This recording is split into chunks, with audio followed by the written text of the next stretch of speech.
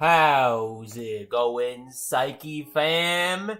Today we're gonna be doing some Survivor rank for Monday, April 17th, guys. Welcome back to some more Survivor rank. We're gonna be streaming today. 2 hours of rank pain. We got Cloud here with us today. Everyone, welcome Cloud. Great member from OM, the best member, Survivor member on OM. And yeah, we're gonna be playing today. We got a match instantly. That's pretty good. Bro, could this thing stop glitching? Hey, yo, that's good. That's good. That's good. That's what we talking about. This is your morning principal. My principal every single morning did that kind of announcement. Every morning he'd be like, "Good morning, Bridge students and staff. This is your principal speaking, Dr. Break. With today's morning announcements for Monday," whatever the day is, April 17th. And then I always hoped he would say this one day, but at the end I would hope he would say, "Let's get right into the news." Yo, I think that'd be a little bit much. He's a little bit too old to know where that comes from. Let's get right into the news. Alright, we got Blue here. You bet I don't know who Blue is. It's 6 a.m. Good morning. Good morning to you too, AAO. Love your name, by the way. Great name. Mercenary. Guys, I got 2 days. Sucky, my friend loves you. Aww. Alright. Thank you so much for the love. Random. Random supporter. Random citizen. Oh my god. Anyway. Oh, Cloud's in the chat. Nice, nice, nice. Anyway, guys. Yeah, that's what was his name? Dr. Break. That's what Dr. Break used to do, bro. It was so sad when he left Bridge. Left my school, my elementary school. I mean, I was already gone long ago by the time he left, but bro, they replaced him and it was just never the same. Not that I ever heard it, but you'll know what I mean. You guys know. If you know, you know. No, you don't. Unless anyone from like elementary school is watching me. Which would be kind of crazy how they found me, because I didn't make this channel until like 2 years into high school. And I never talked with anyone about it. I told one person in high school. One person. And I guess a second person from elementary school, which maybe he told people, but I doubt it. I doubt he could contact with them. Raymond, if you're watching this, did you tell anyone about this? You know, besides like our other friends. Saki, what was your reaction when you heard the maintenance will be 10 hours? When? When? Yesterday? Yesterday or this week? That's the first time I'm hearing it. What? 10 hours? You're kidding. You're joshing me, man. You're joshing me. Bro, I don't feel like sitting up to stream. You guys get to look down in my crotch area. Woo! Psyche crotch reveal? Nah, streamers don't even have legs. Anyway, we have a heartbeat. And, I feel my heart beating. It's gonna be 10 hours this... Why? Why is it gonna be 10 hours? I mean, I'm actually not gonna be able to grind dice Wednesday then. Wait, oh crap. Dude, I gotta get that spicy enchantress skin, because that skin is like... Ooh. Bro, do you see the way that Enchantress skin kind of glimmers in the light? Like, they knew what they were doing. That's all I'm gonna say. It's a penguin. Crazy. It is a penguin. Yeah, I can't believe that. That's crazy. I mean, anyway, I never show up on Wednesdays. Like, some Wednesdays I don't even remember to log in, so I don't even get my daily login for Wednesdays. Because I don't even log in Wednesdays. It used to be that I would get it still. There was a long time in this game where there was this weird thing where if you logged in, like, within the same week, you'd get all the rewards from all the days you missed before that. So that's the way it used to work. So for the longest time, for years, I didn't even realize that I was never logging in Wednesday, but I was still getting the rewards. I would just, next day, I would just claim 2 rewards. I have no idea why I never claimed the one from Wednesday. Because I didn't log in Wednesday. I'm like, well, why did I get it for Wednesday? I guess I logged in and forgot to claim it. But nah! No, that's not what happens! Cloud should not be placing red music boxes. That is actually... Well, not only does it not actually speed up decode, it potentially risks you losing it immediately if Thunder teleports or walks to you. Please swing, thank you. It's... Oh, it wasn't a 5-second bomb. Oh, well. Well, I'm not really worried anyway, because I was actually, I was already half health, so I wasn't going to die to a bomb hit. Plus, the psychologist is not getting hit by the bomb, so that's the important part. The important part is she doesn't get hit by the bomb when I rescue her from it. Although, preferably, I also don't want to take a bomb, but... Oh, well. Messed it up a little bit. I think we can all agree our devices will explode. Okay, apparently, I've heard this. This is apparently... I'm not joking you. They've called this IDV2. IDV2. It's not a joke. This is not a drill. They genuinely decided to call this update Identify 2. Alright, well, technically, it's Identify 2.0. But I think it's funnier if you say it's called IDV2. It makes it sound like they made a new game called IDV2, bro. Yes, guys, check out IDV2 on the App Store right now. So apparently, the way game updates work, this is how being a game developer works. When you make an update in the game, alright, I guess this isn't a bad music box because this is the last cipher. So in this case, the red music box is actually good because all we're thinking about is trying to push this last cipher. The reason those other music boxes, the red music box before that wasn't good, is because 6% is about a 3-second increase. Which is not a lot. That's almost nothing. 6% is almost nothing. Think about the time you take to drop that box, and then assuming you're going to pick it up, you're going to have to waste time picking it up. It cancels it out, if not lose time. I have a feeling you'll lose this time, actually, by dropping a music box and having to pick it up. Unless you're not going to pick up the red music box, which, why would you not? Then you're not going to finish a cipher fast. In fact, we just lost a box for no reason. So I would highly suggest, as dancer guys, do not drop red music boxes on the cipher. It's not actually faster decode because of the time it takes to pick up the boxes and drop them. Not only that, but, well, technically it breaks even. It's not really slower, it just breaks even. The difference is you wasted your item. If the hunter teleports, you'd rather have a slow music box because now, not only... I mean, bare minimum, drop the red box, like, next to a pallet, so in case you get teleported on. You still drop the pallet on it, it's still helping. Though not as much as a slow box. If you're worried about a teleport, you should still drop a slow box. That is still the best way of playing Dancer. 94%. Maybe after the Dancer nerf, that might change. But that's what I'm realizing. If they keep nerfing the blue box, what's going to end up happening is people will just realize, well, now the red box is better. And the red box isn't bad either. So, it's not bad for movement, I should say. It's not good for decode. It takes too much time picking it up. Of course, for kiting, you're not going to pick up your boxes mid-cut. So the only time you're spending is dropping them. So that's pretty good. Other than that, don't drop red music boxes. It breaks even, as if you didn't drop them.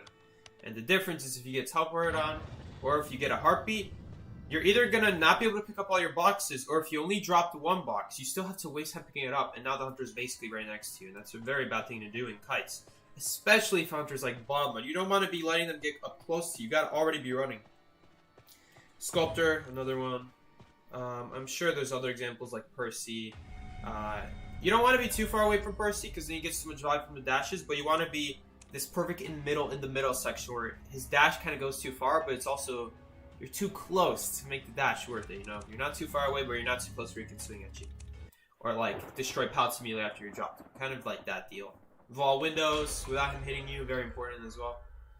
A lot of hunters in this game, you don't want to be right next to them. Ripper, great example. Geisha, great example. All the hunters rely on getting within 10 meters of you to be able to get reliable use of their ability. Even if you can use their ability from far, they have to get close enough before that ability comes. That's why it's so important that you're not wasting time doing stuff like picking up boxes or destroying something.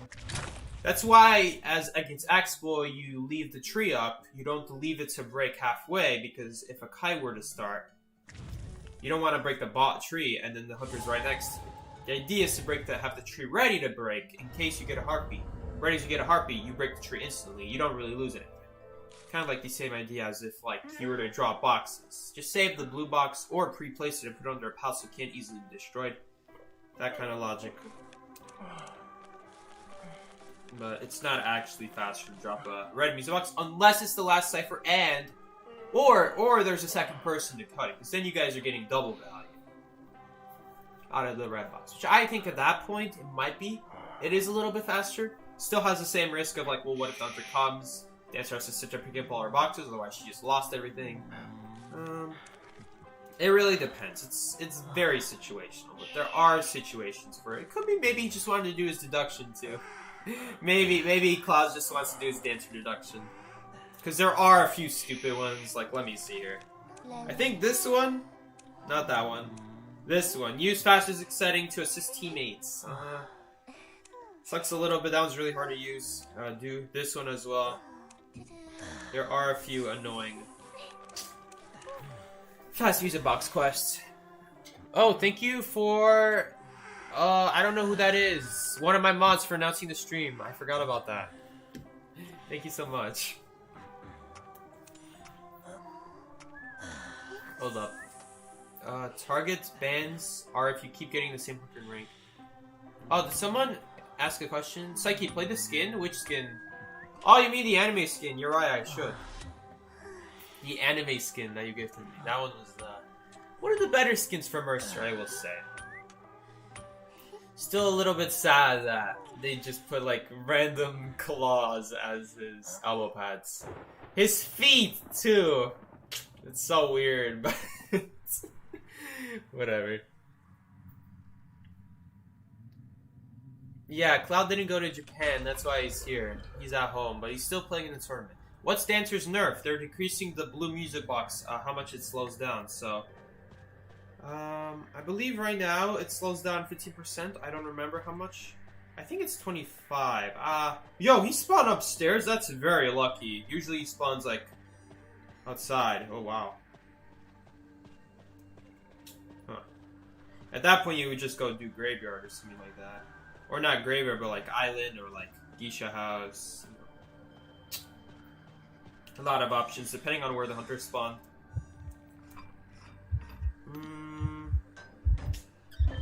This little girl is, surviving, that's for sure. She's definitely surviving. The best form of surviving? Not sure. She already picked little girl. She's already off to a bad start. Oh, you know what I should have done? Oh, I'm stupid. Come here. Follow me. It sucks so much because I'm just going to have to elbow pad away immediately and waste it. Come here, come here, come here, come here, come here.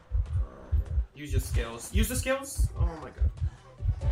Damn. I don't know if she saw me. I was hoping she'd use the skills and then run to me. Because the skills don't last very long. It only lasts like 2 seconds. Like a little less than 2 seconds actually, if you're not a lizard. I really hate Professor. Professor's such a sad survivor.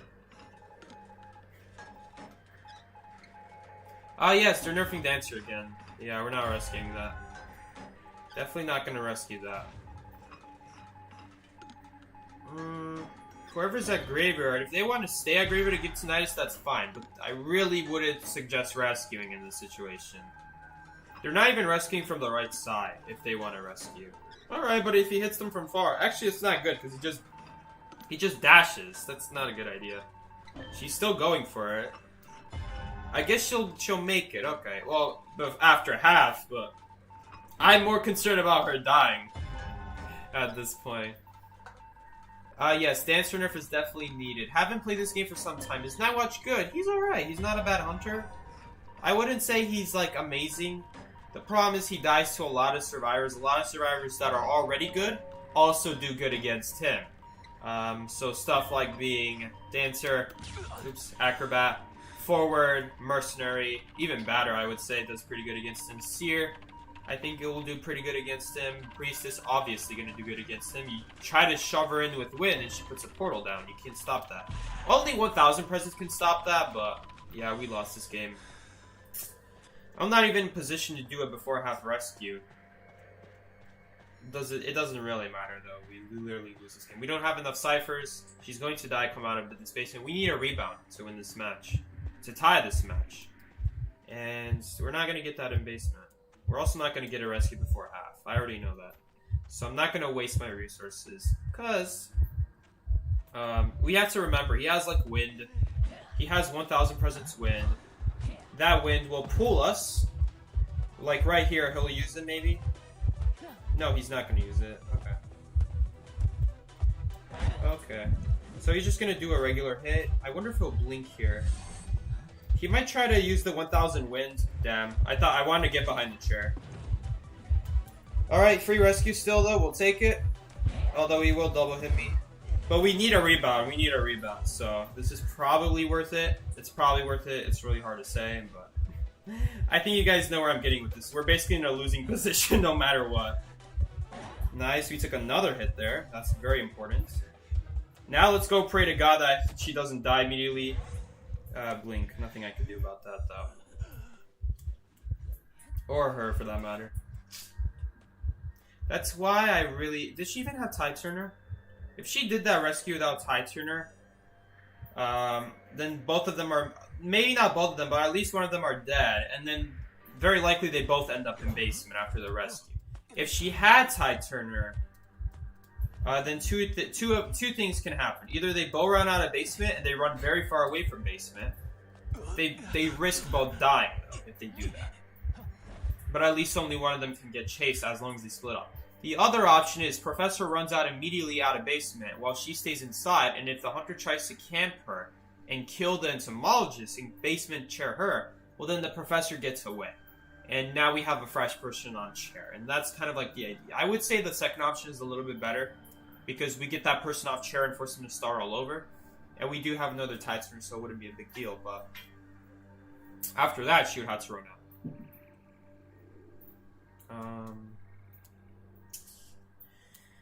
Yeah, though, I don't know what happened. They both got stuck in basement, so whatever happened, whatever they did, it was not the right thing. It's very easy to deal with basement as long as you have Tide Turner. If you don't have Tide Turner, you should not do a basement rescue. Otherwise, you both are dead. Simple as that.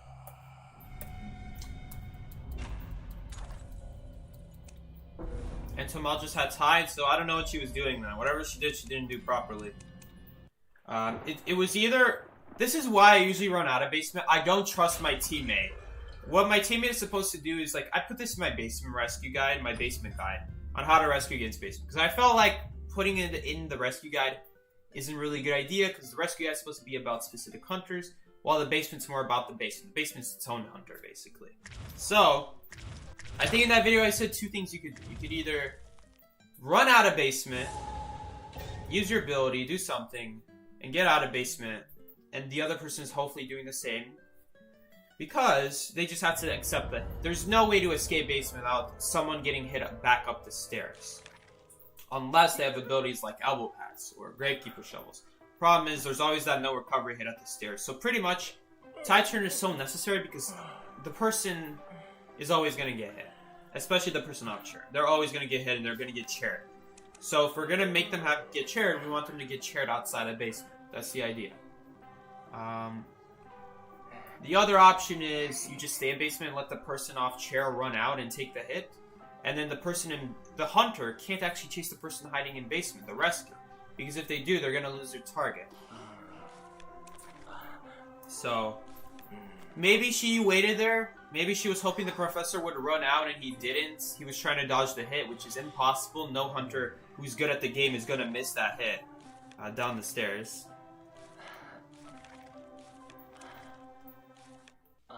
But yeah. Pretty sad. We'll play some beef. Beef. He can stop you so easily with his mobility? Yeah, that is true.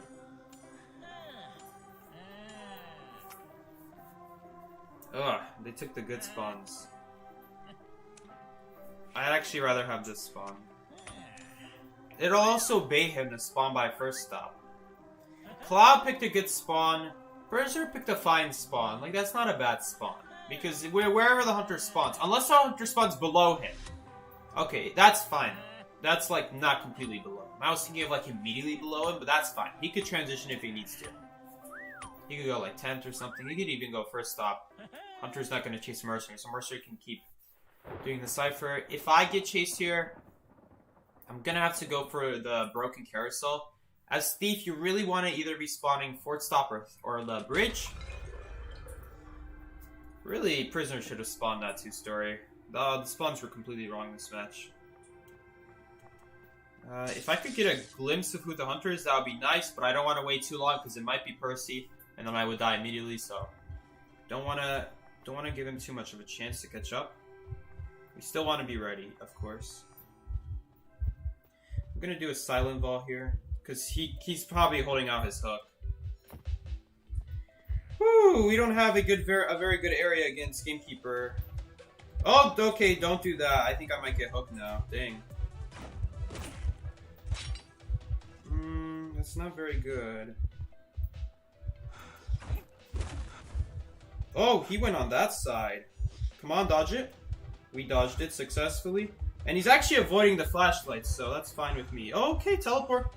We take those, okay, okay. That's a free 45 seconds of decode. Acrobat's already at 35% decode, that's pretty good. This is usually a tie at this point. Usually a tie. There we go. Technically, stepping into a bear trap is the same speed as destroying a bear trap, but I don't want to give him that extra info. So, we'll just destroy it by hand. It actually doesn't make a difference if you step in here or destroy it. It's the same speed regardless. Seki, every time you stun a hunter, you better say yo day. Probably not. I'm probably gonna be focusing really hard. Unless I don't care at all and the match is just all for BF. But nah. My man was scared of that flashlight. He missed the hook. We got lucky he missed the hook. I didn't do anything special there. In fact, I thought he was hooking towards the Cypher and trying to slow us down and then hook after. That was what I was worried about. But he just went on the other side completely.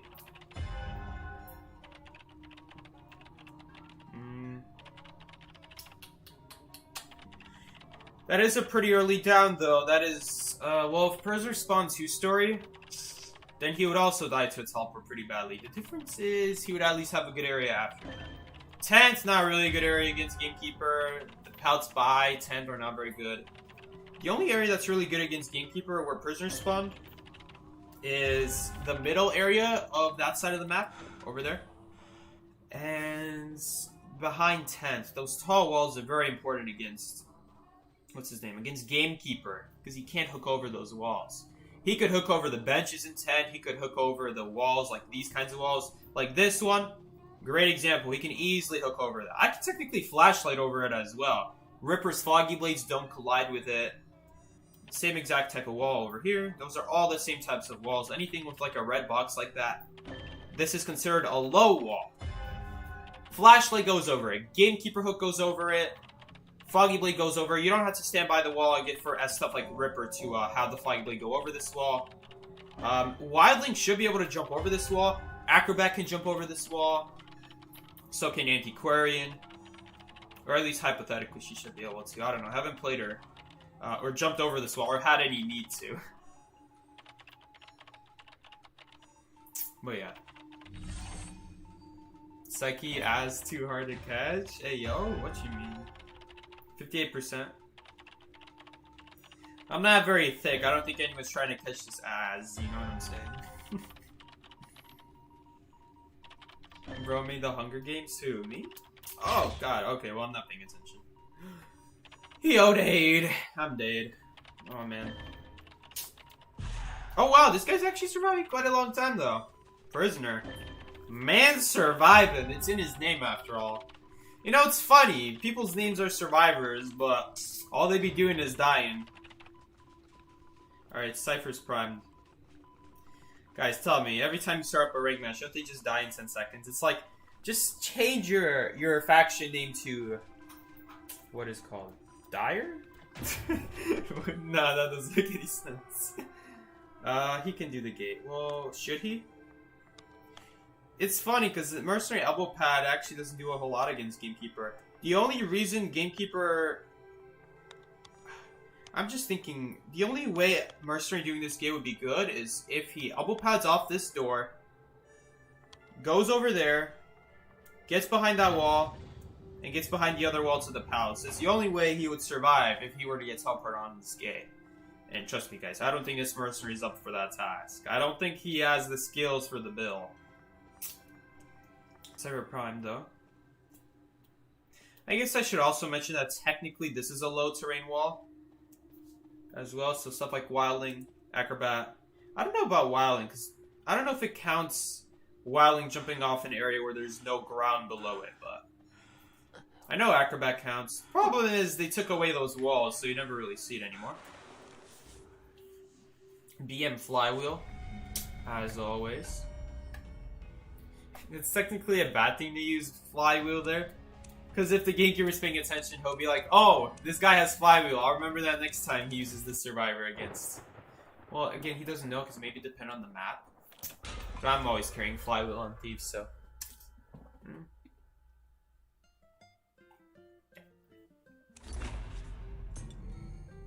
What I'm trying to say is, if you haven't used Flywheel yet, there's a good chance the Hunter might take note of that if you just randomly use it right before leaving the game. So.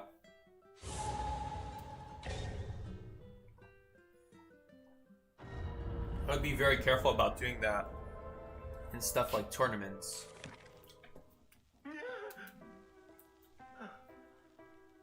It's unlikely that you never get to use your Flywheel against a Hunter ever in a tournament match, but usually every survivor has some sort of part in either helping the survivor or getting chased by the Hunter.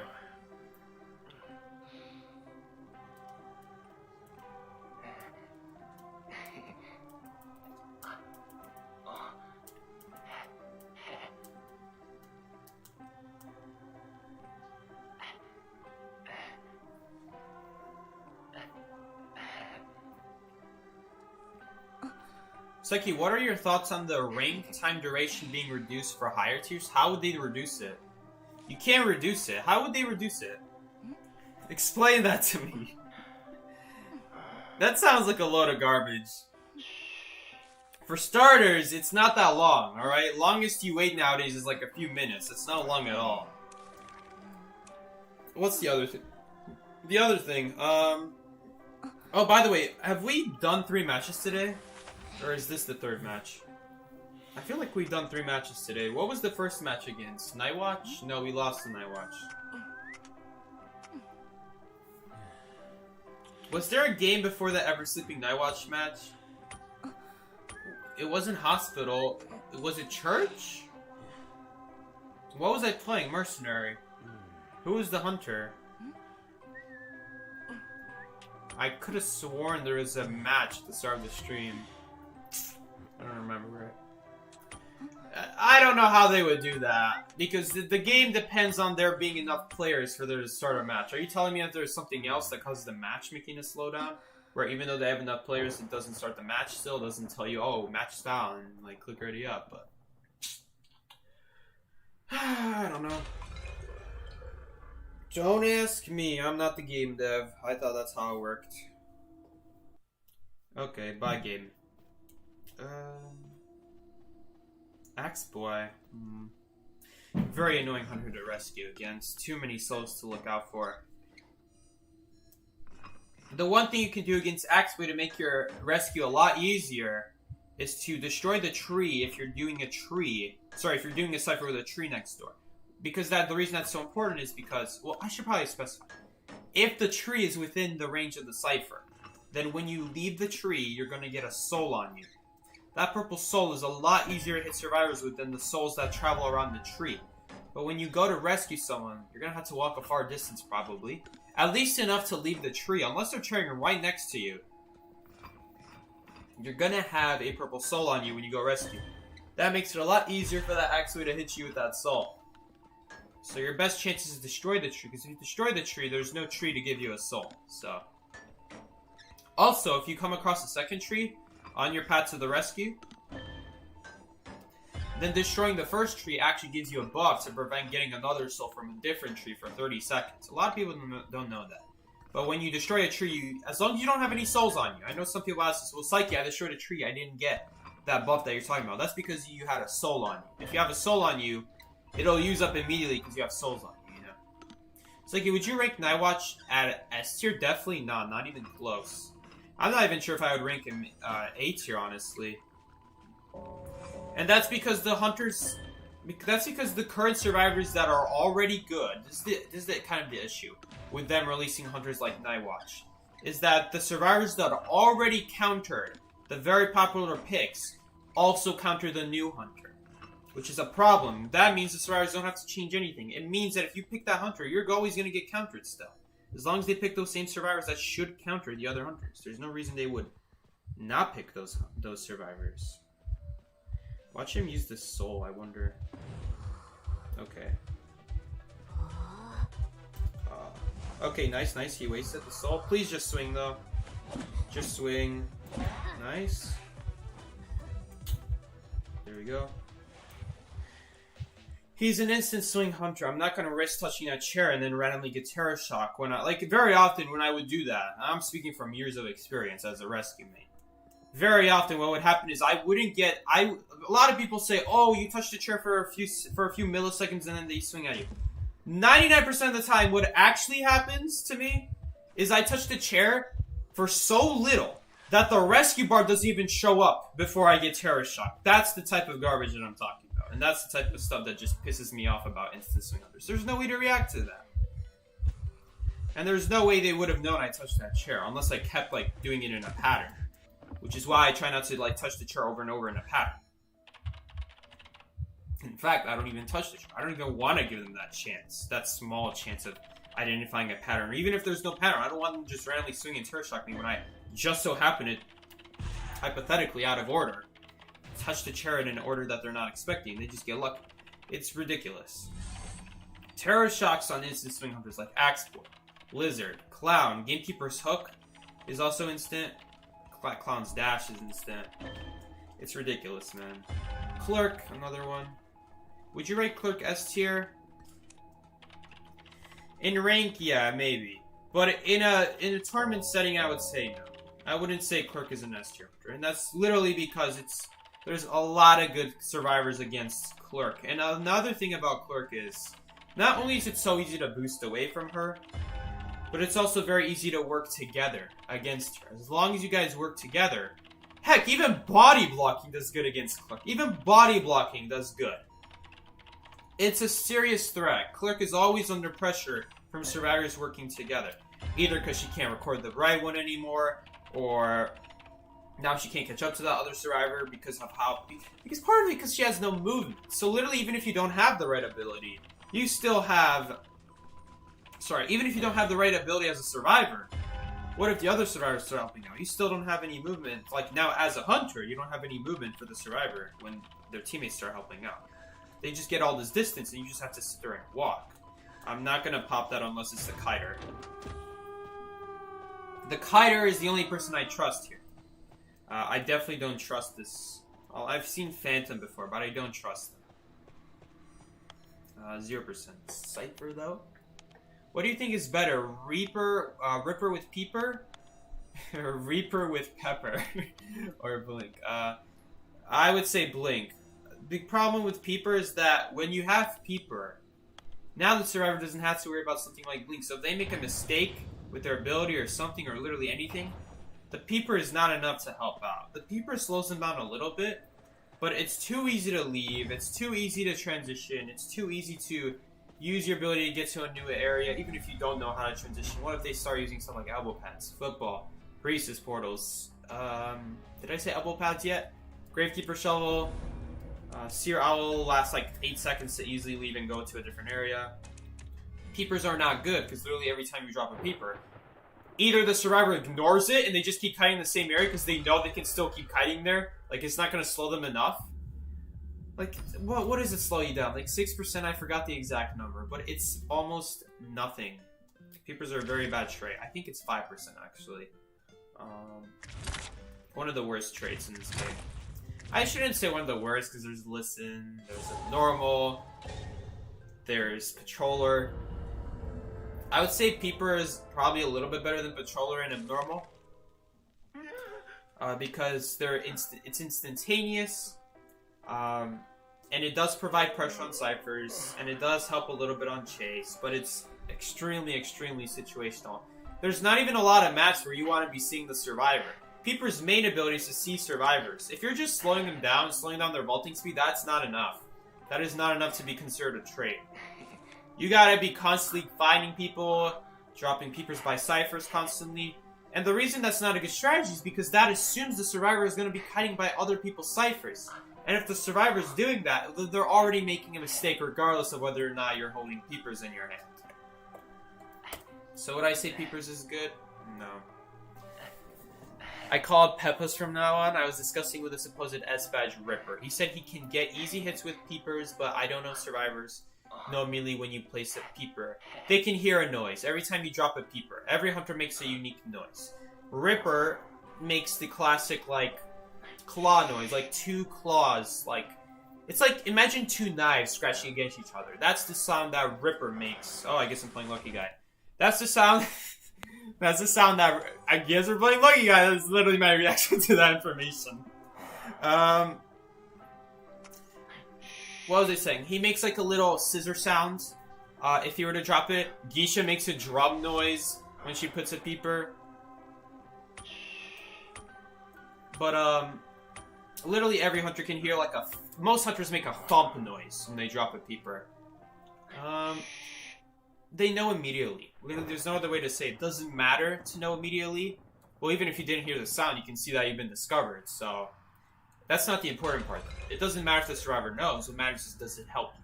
And I would say it doesn't help enough. It doesn't help enough. Because the problem, again, is the survivors counter Ripper. Survivors already do a good job countering Ripper. Just because you have peepers doesn't help you counter those survivors. In fact, it probably makes it harder to chase stuff like Patient, to chase stuff like Perfumer, to chase stuff like Gravekeeper. Because the peeper doesn't do anything. They can still use their ability to counter your fog blade. It doesn't stop their ability. It doesn't silence their ability. It doesn't get a surprise hit when they weren't expecting like Blink does. It doesn't put map pressure like Teleport does. It doesn't even protect you from stuns like Excitement does. And Excitement was already super situational. Peepers are just way too situational and short. You use it on a chase. A good survivor's already seeing you dropping it. They're already moving to a new area. If they can move to a new area, then that probably means that they're good at their current areas are already good enough. Or if their current area is bad, then you didn't even need a peeper in the first place. Like, this is the problem with peeper. It's very, very rare where the peeper helps you get a hit. It's either the area is good enough to stay in anyway, or the area was already bad enough where you didn't need a peeper in the first place. That's the biggest problem I have with peepers. The only time peepers are good is if you find a cipher and you put a peeper by the cipher. It assumes that cipher's not almost done, though. It also assumes that survivor's going to do the cipher, so if it's something like a mercenary, well, they're going to do the rescue. They're not going to do the cipher. So that's another problem. It's not good. Hopefully that leech just goes away. Yeah, I thought so. It's way too far away. Yep, I don't think so. You can drag that leech back where it came from. Alright, what's going to be a good ability against this guy? Wow, I'm seriously considering book. We're gonna go with football though. We do have window boosts.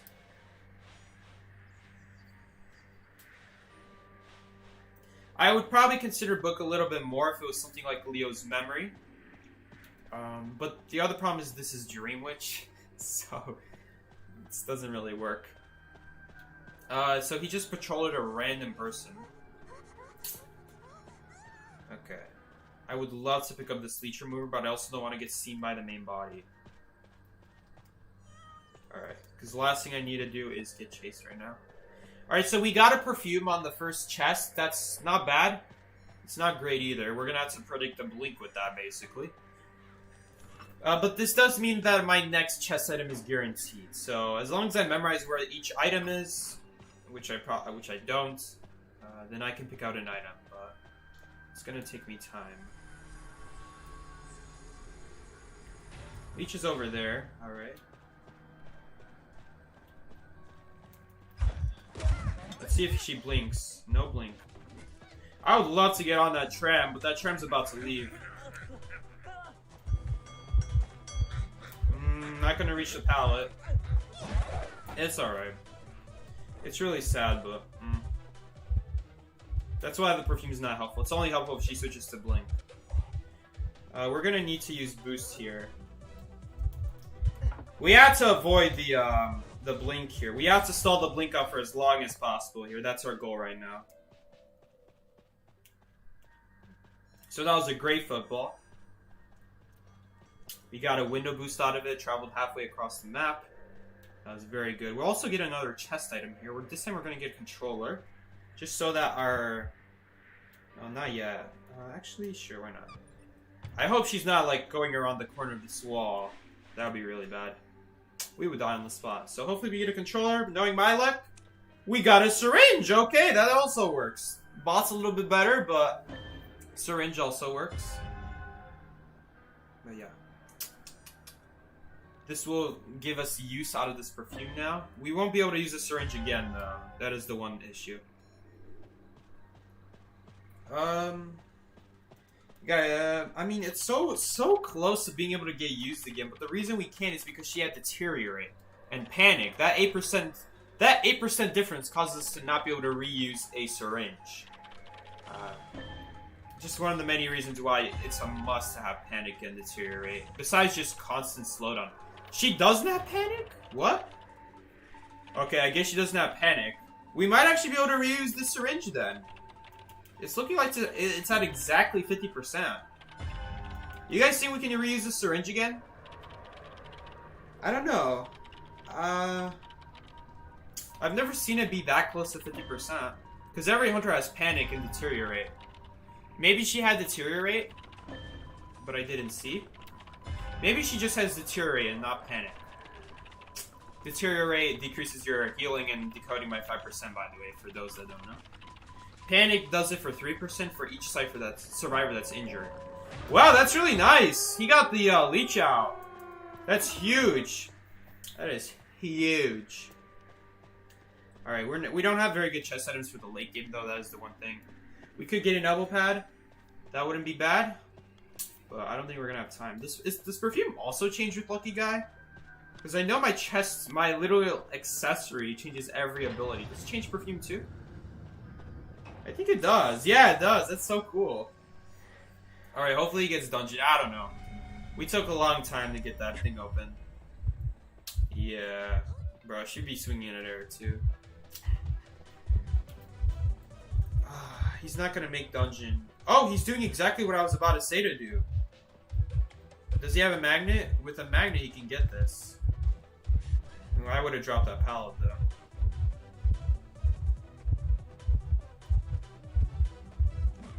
That's not a hit. She's swinging way too early. Ooh, this is such a sad area. This might be his chance here, though.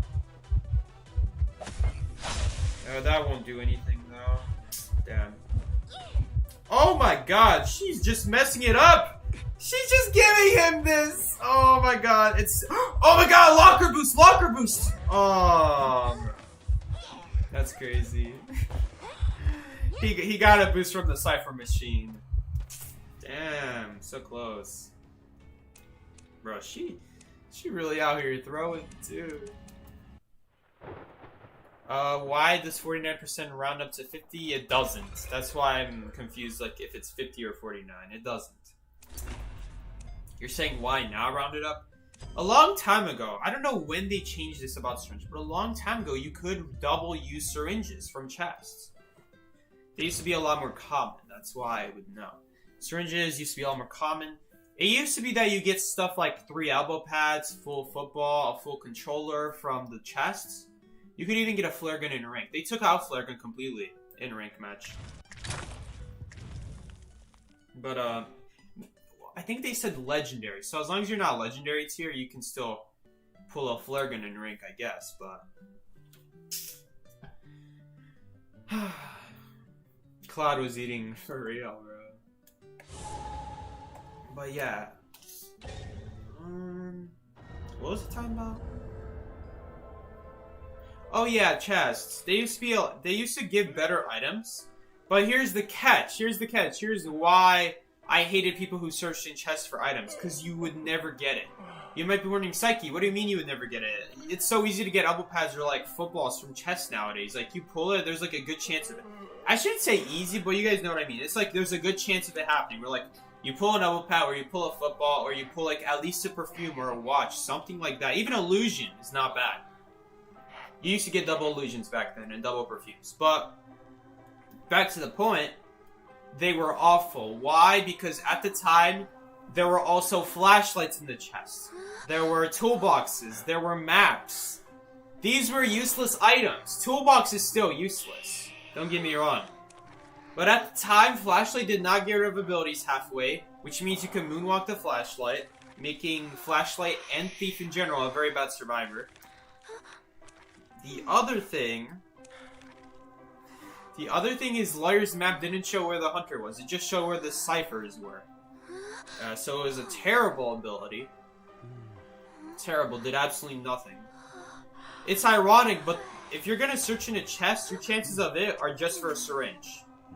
And the chances of a syringe happening are very low still. Usually you get crap. Lucky guy can get flare guns. Thank you, Captain Obvious. Nah. Okay. Sarcasm aside, yes, he can get flare guns, but I'm talking about randomly, by chance, pulling a flare gun. Lucky guy doesn't count. Also, why would you count Lucky Guy if you shouldn't play Lucky Guy? That's a whole different story. That's like me saying,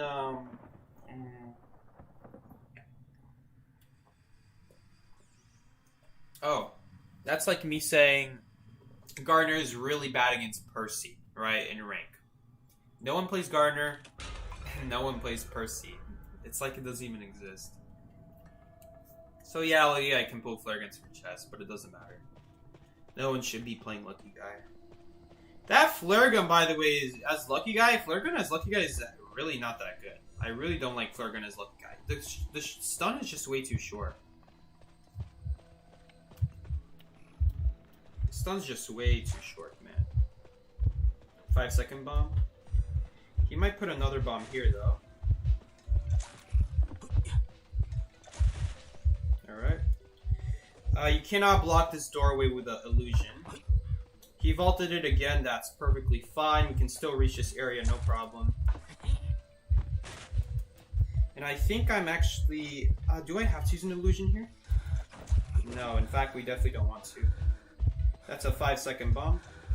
Not a dodgeable one, though. That was very well placed from him. No way of dodging that bomb. We need a boost out of here. We're gonna get a boost. Which way is he going? That way. That's not a very good way. We're just gonna have to get a window boost here.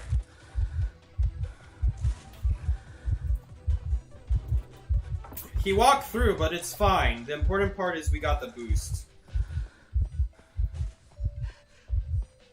Let's see if he, like, blink predicts here.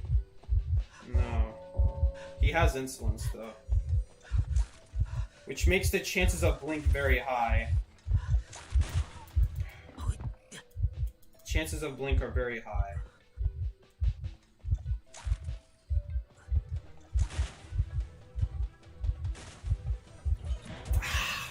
I wonder if the illusion would have actually done anything there. I feel like the illusion would have... I would have gotten hit past there still. That's a very hard kite. To not take more than one bomb hit so that we can do a 3-cipher kite. Very difficult to do. This is why I hate blink. But what are you going to do about it? Very hard to do. It's like a blink sculptor or bomb on take blink. It's just so almost impossible to kite on a map like this. For 3 ciphers. Not a bad kite considering the area we're in. That was not a bad area at all. Man, we're not even gonna get the rescue now.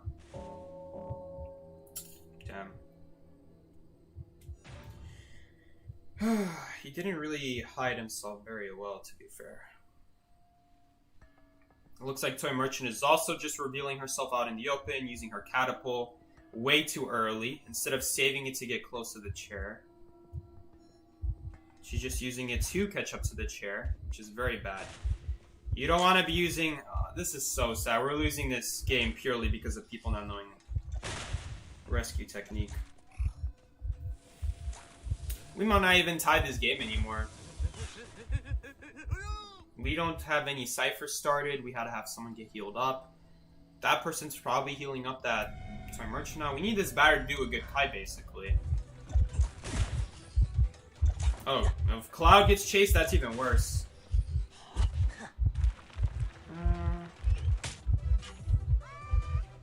I don't know why I didn't immediately just go for the pallet. Seems a little bit weird. Oh, wow. That was a little bit lucky, I'm not gonna lie.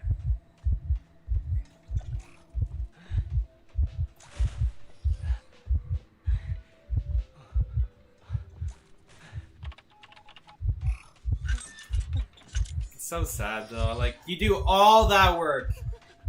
Whoa, how that kite was not perfect because we didn't get a illusion body block, but I was expecting not to get it. That's why I vaulted the window. That's crazy. Plotting for my own failures. That's basically what I just said there. You do all that work. Wow, what did we do? We were kiting an insolence bonbon, dodging multiple bombs, playing a not an ideal character against bonbon. Just for the next person to go down pretty quickly. Like, we did everything right. We got the bombs out, a lot of bombs out. We did a very good kite. We got the blink out, so the next kite shouldn't be short at all, but... yeah, we're not gonna win this match. We're not even going to tie this match. Batter is literally not even in the right position. He was literally about to push the hunter to the gravekeeper. So he couldn't even help. Oh, pit. Ooh, that was a good bomb, though. Alright. We have 0 ciphers. We have 1.5 ciphers, I guess.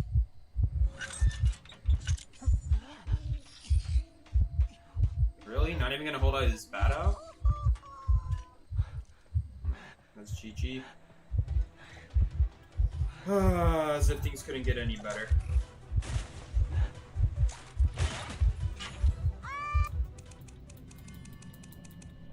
Is Ford a good first chase against Clerk? I'm gonna say no. Gonna say no to that.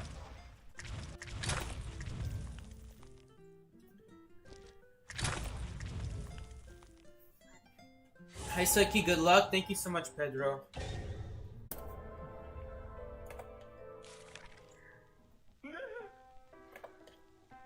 Stream disconnected there for a second. You guys are good. Not your Wi-Fi. That was the stream. You think he couldn't even hold this back because he's wasting the ball? Oh, or he's lagging. Maybe. I don't know.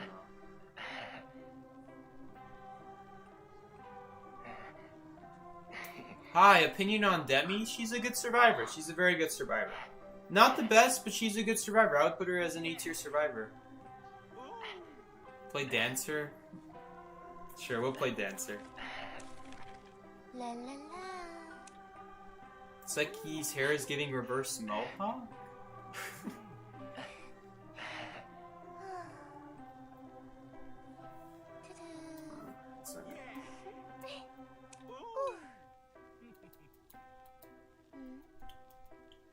It's not even gonna be sent in time. Does Antiquarian need a nerf? Yes, she does. The only hunter that really does good against her is Blood Queen. And honestly, I would say Blood Queen needs to be reworked, because I don't like the way Blood Queen is right now. Blood Queen is a spot in this game where you pick the right survivors and you beat her absolutely 100% of the time. Or you don't pick Blood Queen counters and you just lose. You either tie or lose. There's no way to kite Blood Queen mirrors without having the proper ability. And you have, if you have the proper ability, then now she's the one who's losing. So does Antiquarian need a nerf? I would say so. Absolutely. She's just a way easier to play forward, basically.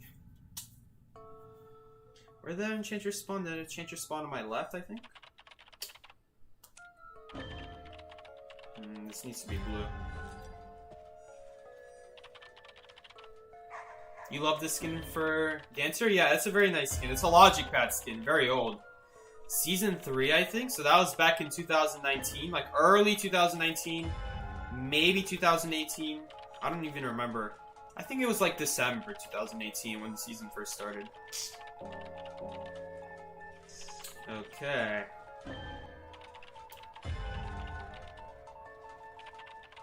Yeah, you can barely do anything as Postman. Postman's not a very good survivor. Oh, I have the wrong build on Dancer. Oops. That's alright. Postman is cute. I think a lot of his mains gave him up though, because he can't really rely on randoms to ping. That applies to every decoder. I don't really see how it has to do with specifically Postman. Good, good, good, good. That was actually a very good forward dash there. A little bit slow on the rescue afterwards, but very good patroller dodge that saved the match. People who think Antiquarian needs to be nerfed are the weakest link. Sorry, y'all. Garfield, I don't know if you've been watching Call of Abyss or if you've been, like, looking in... Dude, even look at Fusion Practice. Antiquarian solos support. She solos. She can do it anywhere in the map. She doesn't even need a wall. If people think forward needs a nerf, but Antiquarian doesn't, you're crazy, because Antiquarian can do it anywhere, and her support is arguably better than forward. It's because forward needs a wall, forward is harder to use, forward depends on the hunter not dodging, not having excitement, and if you use excitement against something like Antiquarian, it's not very good value either, because you use it on like a single stun. A good Antiquarian will wait a few seconds between each stun, and then all your excitement is doing is blocking one stun, she'll save the rest. She puts it in pieces, and those pieces are a lot more reliable than forward doing it in like 25, 30, 40%. It's a lot more reliable, it's a lot easier to use, works against more hunters, and, most importantly, it's easier to do mid-kite.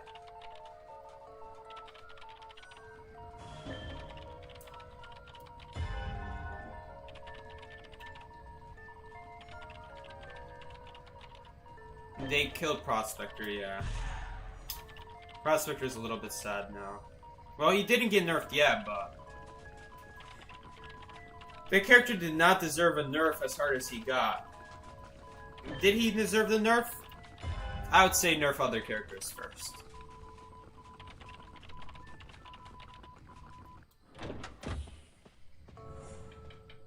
Ah, that's really bad. I don't know if we can still tie this game anymore because of that blink. Gotta rescue this. If I don't rescue this, we don't win. We don't tie, I mean. A good Mirror's Blood Queen can deal with Anti. Yes, but that's one hunter.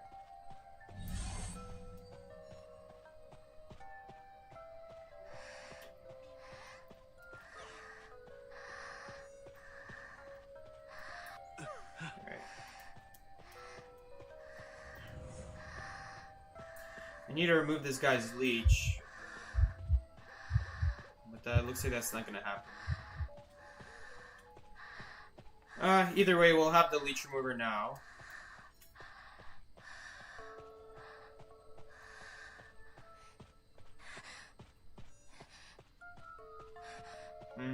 Probably gonna get leeched. This match is hopeless.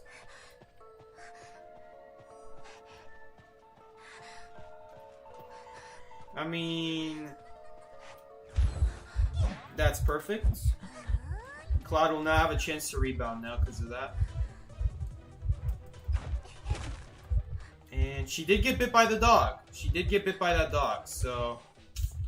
I can transition, he can also transition. That's pretty good. There might be a shot now. She might leech me though, I have to watch it. Or use the other leech. Damn. Alright, we'll know if she's leeching me. That is a problem. Alright, she's not going after me though. I changed my mind. She definitely is. Yep, definitely is. She was blocking that window, by the way. I couldn't vault it. Her main body. For those that don't know, what she did there is she vaulted it with her main body. That's what happened right there. Okay. I didn't mean to let go there, but it works out. I feel like Prospector's still a good solo kiter, but he's not much of a support anymore. I still think he has good support. Prospector still has very good support. You mean after the nerf? Probably. Can't say you're wrong there. It's gonna be tough at that point. The whole reason you use Prospector is to help other people. That is the whole reason you see him in tournaments. Yeah, to help other people. I see someone in chat already saying the whole purpose of Prospector is to help other people. Exactly. People don't really pick Prospector as a solo kiter. As a solo kiter, I would say he's below average. There are better solo kiters than him, especially because he only starts with one magnet. Hell, I mean, at least it's better than Enchantress, but not good enough. I mean, my server's done. I'll probably have him pop his first. Okay, he didn't even pop his. Yeah, I'm not even gonna be able to make it anymore. And I'm not just talking about the chair, I'm talking about the cipher and popping the cipher. I'm not gonna be able to do that either. Oh, there's a shot here. If she doesn't see this... Yes! There's actually a shot here! Yo, we have a shot at getting one person out, maybe. Okay, gotta keep in mind there's a leech by this chair here. At least there should be. Yes, there is. There it is.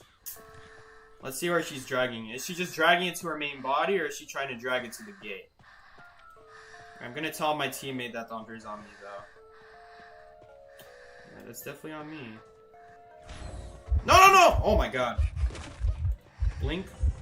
Okay, that works. That works. That's good enough. I don't need to go far. I just need to avoid the blink. That's good enough by me. I actually don't want to trap myself here. If I trap myself, we kind of die. Nah. That's good enough. Honestly, bro. She's still chasing me. There's no way. I don't even have a twirl. Shoot. We're dead. Oh, actually, maybe we're not dead because she didn't see me walk past her. Okay.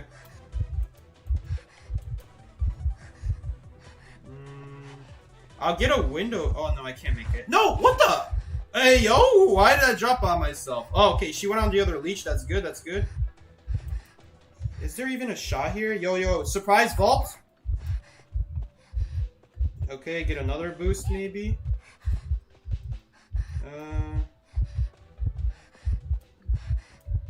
There might be a shot here. Maybe.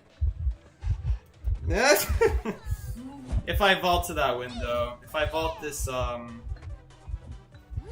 should have vaulted the pallet and then swirled. That would have been a good move. Although, yeah, we would have made the pallet. Would we make dungeon? No. But we would make the pallet. I should have vaulted that pallet. Problem is, dude, those leeches were in really rough spots. Leo's memory, such a bad kiting map for survivors. A lot of the good pallet areas are trapped to the sides of the map, which means it doesn't give you a lot of room to work with. It's very easy to block off with a hunter ability, or in this case, a leech.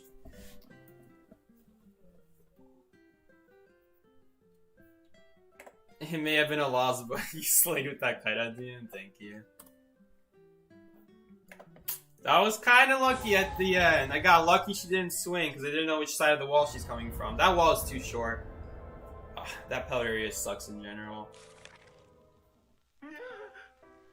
The spin blink predict. It was hardly a blink predict. I just saw they blinked on me and they weren't swinging. So I'm like, okay, well, may as well twirl. I still have the chance. Don't ban Hermit, that's for sure. Nightwatch is also not a good ban. At least with Waxers and Clerk, these are the most popular hunters right now. They're also not bad hunters. Are they counterable? Absolutely. On something on Moonlit though, Waxers is a lot harder to counter. And Clerk in general is really annoying if people don't know how to kite her. So, yeah, you bet people don't know how to kite her, so you're gonna ban Clerk. Although, honestly, I could have just not banned Clerk and gone Thief here.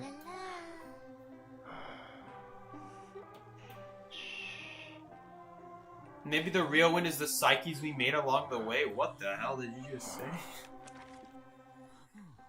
The psyches we made along the way. Crazy. There's another one of me? I mean, bro, not the first time I've seen people who look like me. Psyche round 2, good luck, thank you. Oh, you're the Dream Witch. Good luck, Timu. Hey, can I pick my spawn? Okay, that was kind of weird. Everyone just suddenly teleported into their spawn.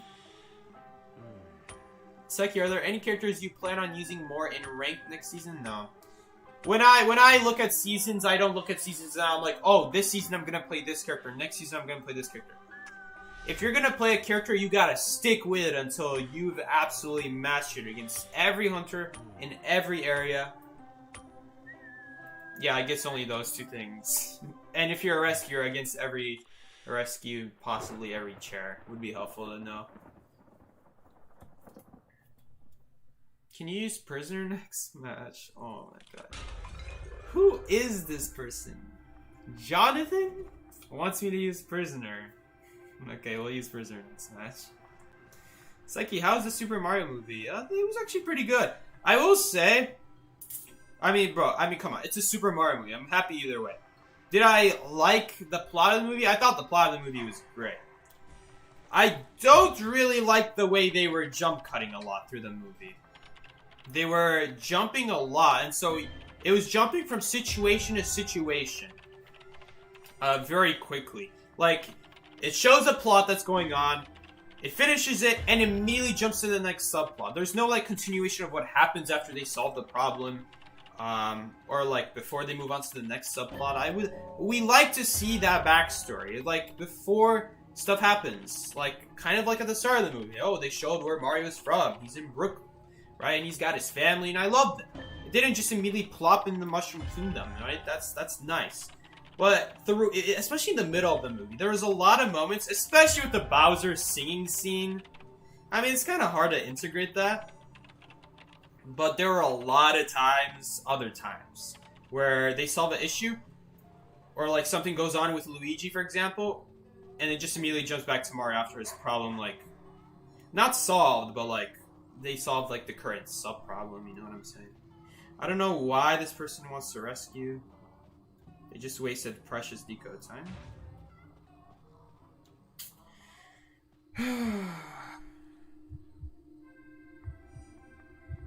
So that was absolutely a waste of time for me to walk all that distance. I don't even think he pinged. And if he did ping, he should ping more than once. Just in case I missed the first one. The Bowser, what? The Bowser singing scene. The Bowser singing scene. Yes, Bowser's song. But yeah. The other problem is, I have a huge problem with the movie. This is one of the biggest problems I have with the movie. Luigi got almost no screen time. I know it's called the Super Mario movie, but you don't just put Luigi with Mario at the start of the movie, and then 20 minutes later, like, they're talking to each other, we could never be split apart, bro, as long as we're together. And then for the whole movie, almost the whole movie, Luigi is gone. They really did him dirty. I'm just gonna say that. They really did him dirty. I hate what they did with Luigi. I'm not gonna spoil what happened with Luigi. But, part of me is thinking this person's still watching stream. They'll know exactly where I'm hiding, but they weren't obvious about it. So, maybe they are watching, but they... Well, I don't believe for 1 second he's gonna go for a Terror Shock swing. Sorry, Timu. No, don't cap me. I don't think you're gonna go for a Terror Shock swing. See, sometimes I'm just like boldless like that. Sometimes I'm like, I don't care. It's an instant swing hunter. I'll go for a Terror Shock's potential anyway. But that soul was in an awful position. But I had a feeling he would commit to that soul anyway. If I was the Axe Boy, I probably would have gone for a basic hit there. I think we should heal up. Let's heal up. That was a flawless rescue though, no hits. And the psychologist got hit, so she didn't rebound. But we anyway didn't have a last sliver. She would have had to cut a long time. The chances of that would be very low. I think he might have messed up. Oh, sorry, bro. Okay, we have to do this now. That's really sad. I kind of vaulted into the hunter. He might use the path here. That's okay. Okay, he's trying to set up the souls, so I'm gonna jump down early. He wants to set up the souls. This full presence is gonna kill us. I think we can still make the pallet, but it's gonna be... I have to wait for a swing now. Actually, are you kidding me? That happened again. I don't know what's going on today. Holy crap, these tree areas are screwing me up. You guys see these? We're gonna look at it again. Bro, this tree. Okay, that pallet was my fault, though. How many times have I, like, dropped the pallet and pushed me on the other side? Crazy.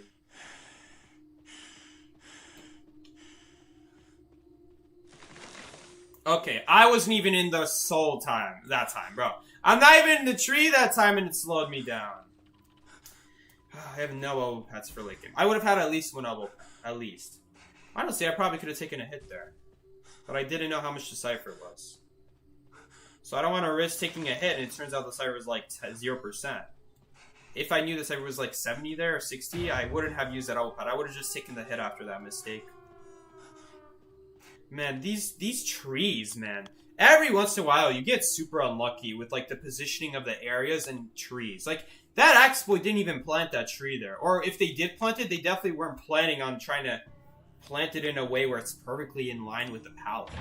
So that when you drop the pallet, you're immediately getting slowed down. I doubt they were trying to do that. It happens every once in a while. They didn't play Gamekeeper.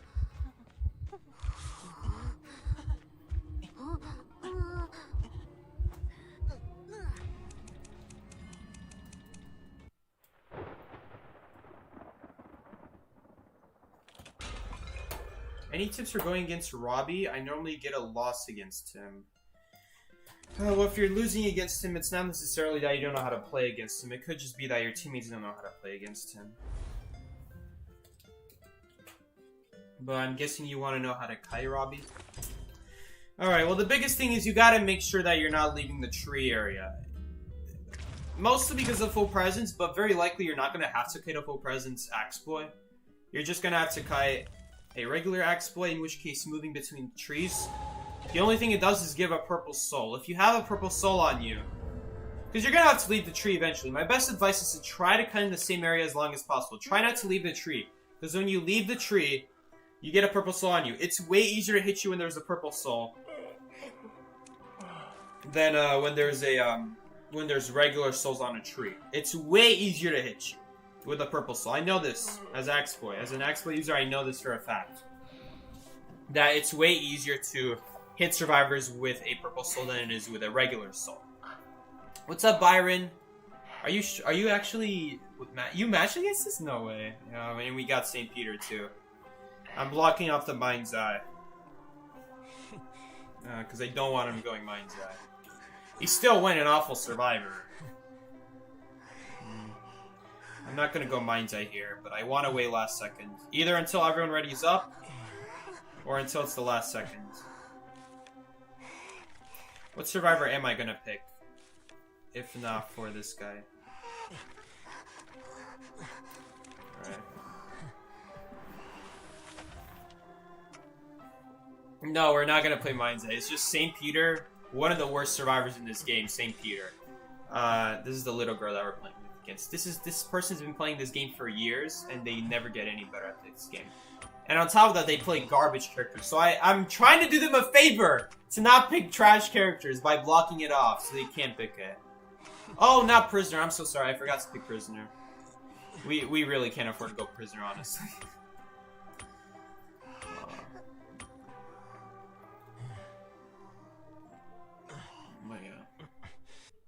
Oh yeah, about the movie. There were a lot of jump cuts in the movie.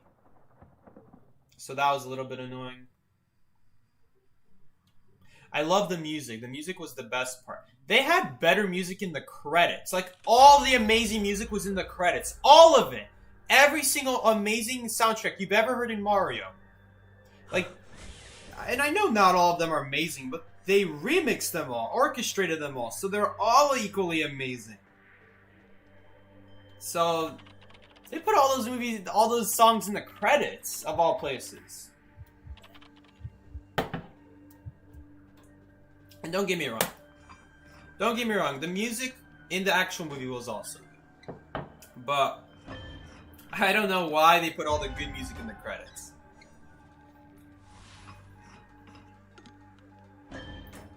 You're also familiar with St. Peter. It's no surprise. This guy plays with half a brain cell. This is one of the few survivors where I'm not afraid of cussing him out. Not cussing him out, but like, I'm not gonna be nice, because this guy has played this game for this long and he's this bad at it, right? At least play a good character. Show me that you're actually trying. But no. They play garbage like Enchantress, Mind's Eye, Little Girl. And then all hell breaks loose.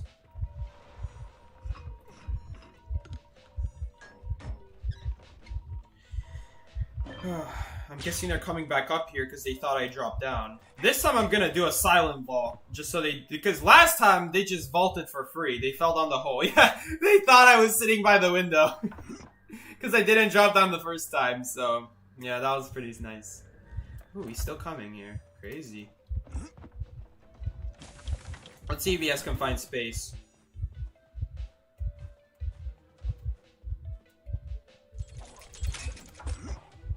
Alright. He didn't even vault it, so I don't know what his build is yet. Insolence, we know that for sure. Very bad slow ball. We know that much, he has insolence. Although we already knew that every wheel runs insolence.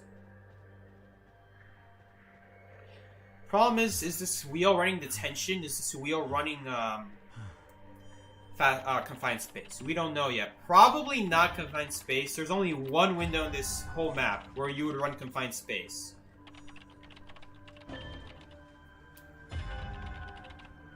The problem is Trump card doesn't combine super well with wheel. It's only good with abnormal.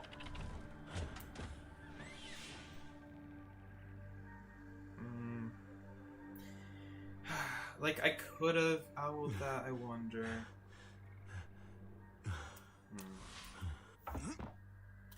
That's a hard call to make.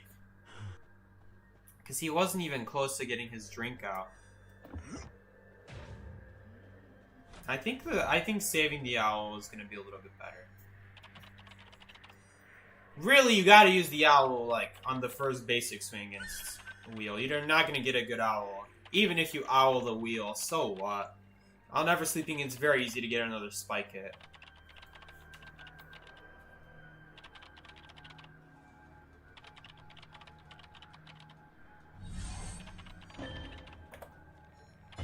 Oh, Severus Primes.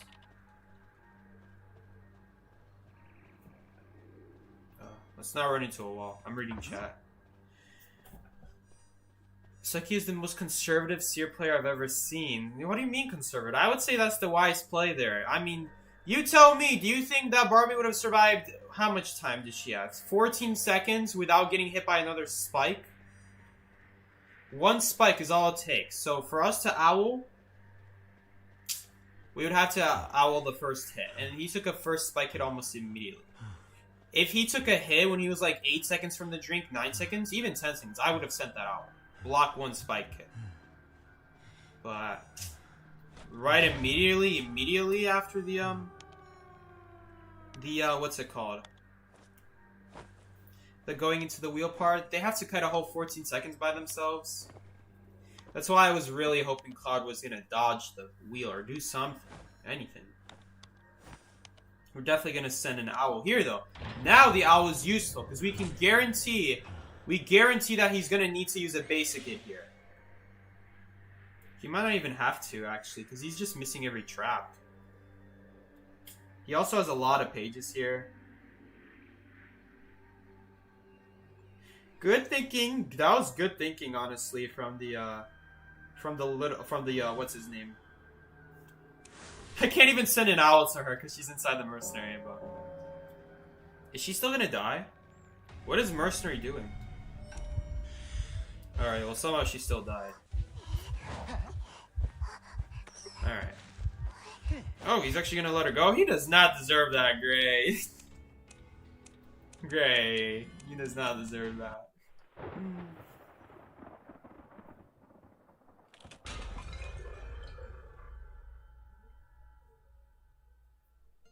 Herrera St. Peter W. I think that's because Byron picked wheel and he doesn't play wheel. Mr. Psyche, sir. Too low rank.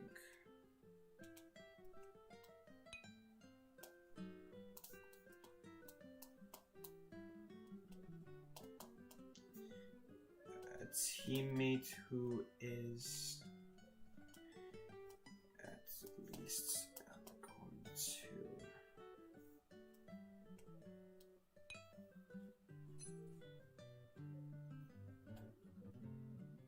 the wheel spike protection. For real. Oh, someone's sending me a message. As your hunter? Oh, hell no. Oh my god. Yeah, look at that. St. Peter's already gone. He gone. Okay, we're gonna do prisoner in this next match. Austrian, you punish survivors.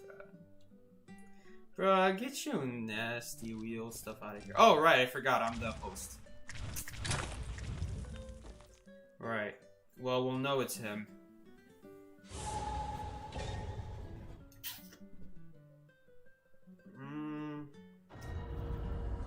Don't think it's him. Sicky, I didn't even win. Oh my god. Nope, we didn't match. Pretend to be friendly, then slaughter you all with attention. Oh my god. I haven't seen a friendly hunter in months. I used to have this one guy who would always be friendly to me in rank. It was always the same guy. I forgot what his name was. Who he was. Bro, Bubba's probably gonna get off for break any second now. Where is she at? Haven't seen her. Can you do the Dazai skin? I don't have that skin. Way too expensive if you ask me, but no. It is what it is. Hopefully 60 Echo skin will do for you. Thank you to the person who gifted this. Oh god, this is an awful map for Prisoner. We also have an awful team comp. Prisoner, Little Girl, Enchantress, these are awful survivors. Nice Mario shot, I just noticed it. Thank you. Tato gave it. Well, it's so weird saying Tato. I always just say Bubba.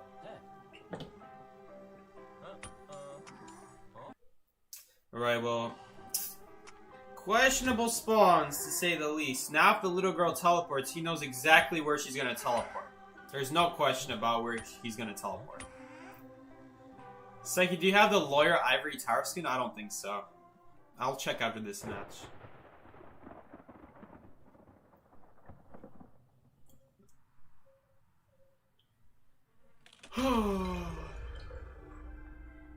You do prisoner?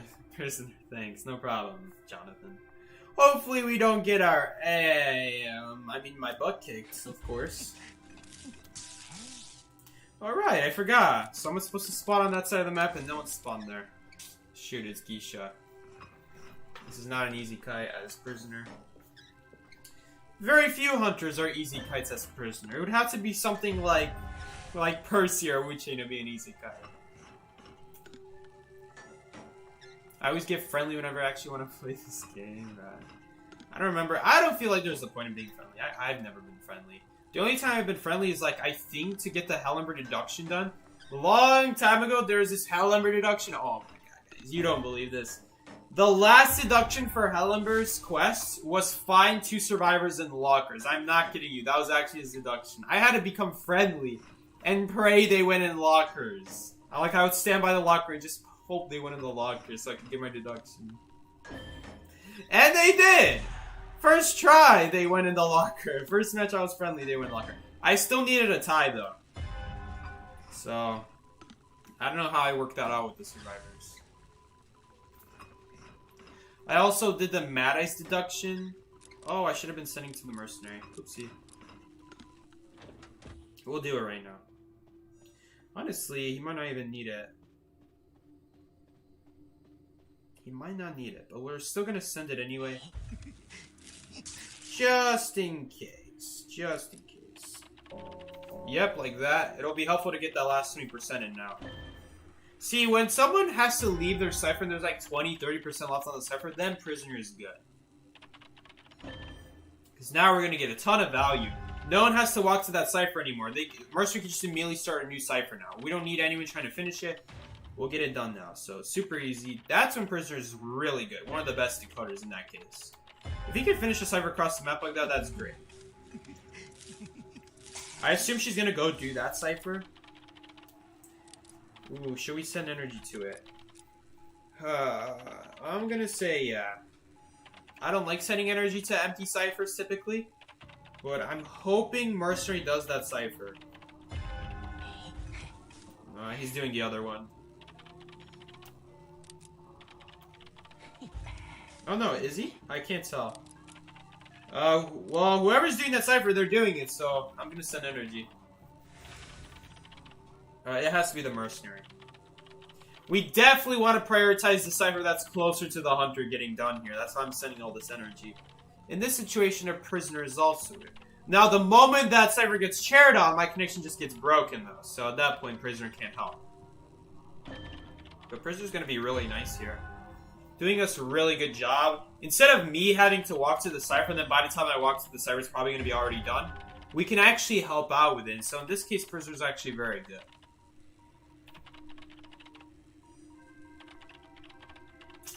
Usually prisoner's not good because his decode is too low. Sending energy is usually not good enough either because no one's working on a cipher that really needs the help. It's very rare that someone needs the help on a cipher is what I'm trying to say. It's not very often, I would say. Alright, Cypher's Prime. That's basically one tap. I don't know what the little girl did, but she definitely did something that was very helpful for her. She probably even took a body block hit. And she's even gonna be available on the what's it called? Chair. When she gets knocked down here, and it's gonna be hard to knock her down here. It's not gonna be easy to knock her down. She's got 2 stuns to work with. So every time this Geisha dashes on her, she uses a stun, gets to a pallet. It should be a pretty easy kite here. As long as she saves the stuns for dashes, that's the key here. And even if she gets knocked down here, she's still available on chair. She's not dead on chair.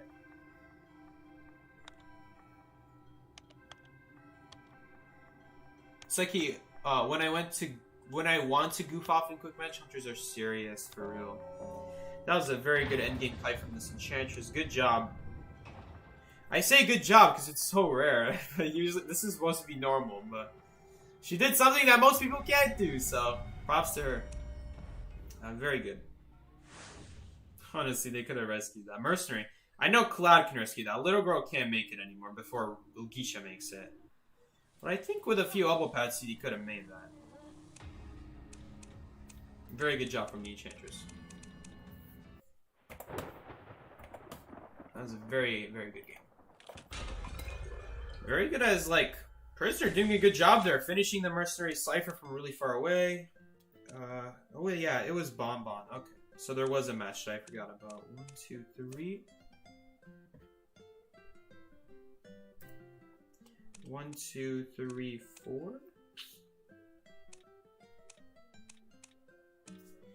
We're at our 4th win. And we lost 3. Okay, so that part's up to date. This is gonna be last match. I don't know if I'm gonna hit Titan. I would have to do like I would either have to have a really good session tomorrow or I don't know, play an extra session. Which is actually possible, because tomorrow I get out of school early, so that is actually possible.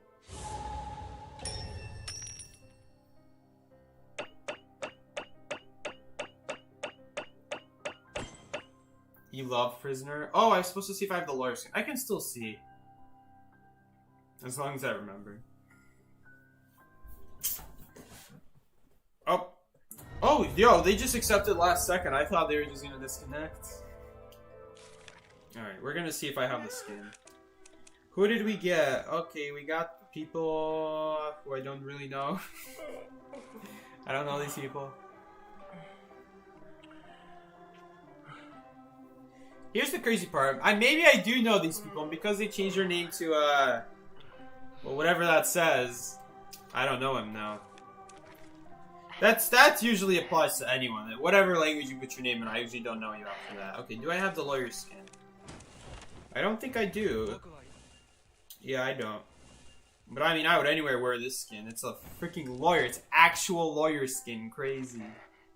Although the ivory skin tower skin also looks like a lawyer skin.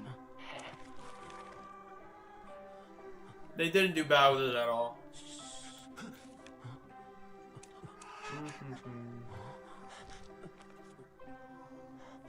This isn't a bad team comp.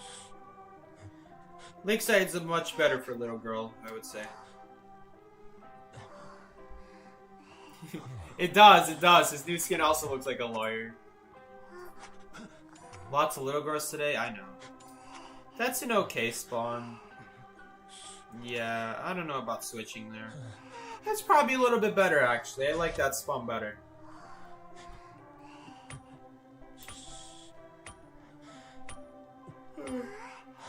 Dude, Churches and Little Girl are doing really well. Yeah, they did. I will say, last match, they did well. For what I said about them not being very good, they did do good against that Geisha. The Little Girl and Enchantress are decent against Geisha.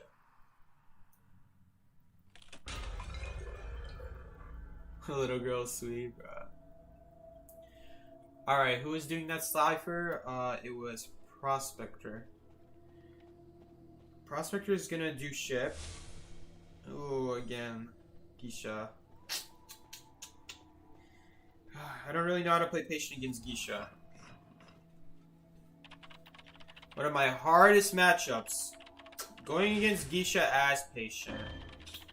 Because the way I like to play against Geisha is like a very trippy hunter. Like, a lot of the time she'll use a dash. I don't know why she didn't teleport away, but okay.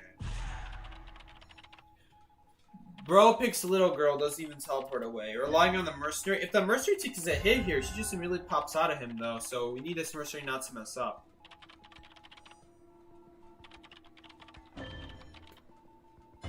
Let's hope. I mean, there's a chance here. We still only have 2 people decoding, but I guess this is a little bit better. The other problem is we gotta heal this mercenary. So if this mercenary takes a hit, we gotta heal him up now. 66, 58%. That's not bad. It's not bad. We got Cypher. We got started on Cyphers basically right away, so we're on pace here. We're not behind. We're not that far behind. I mean, technically I didn't spawn next to a Cypher, but we're not far behind.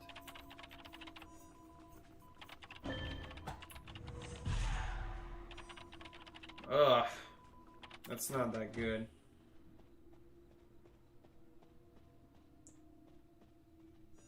I wonder. Oh, I was seriously about to ask. I wonder what her trade was. Trade is. Right after she blinks. I wonder what her trade is, guys. Oh, she blinked. I wonder. Now that she's dead, I wonder what her trade is. This is a very. Okay, never mind. She's just gonna go up in the air. That makes it a lot easier. Pick up this butterfly unless little girl wants it. I'm surprised she didn't pick it up. She should have. I was purposely living it up so that she can use it on her rebound cut, but okay. You're supposed to pick up butterflies, for the record, against Geisha. You're supposed to do that.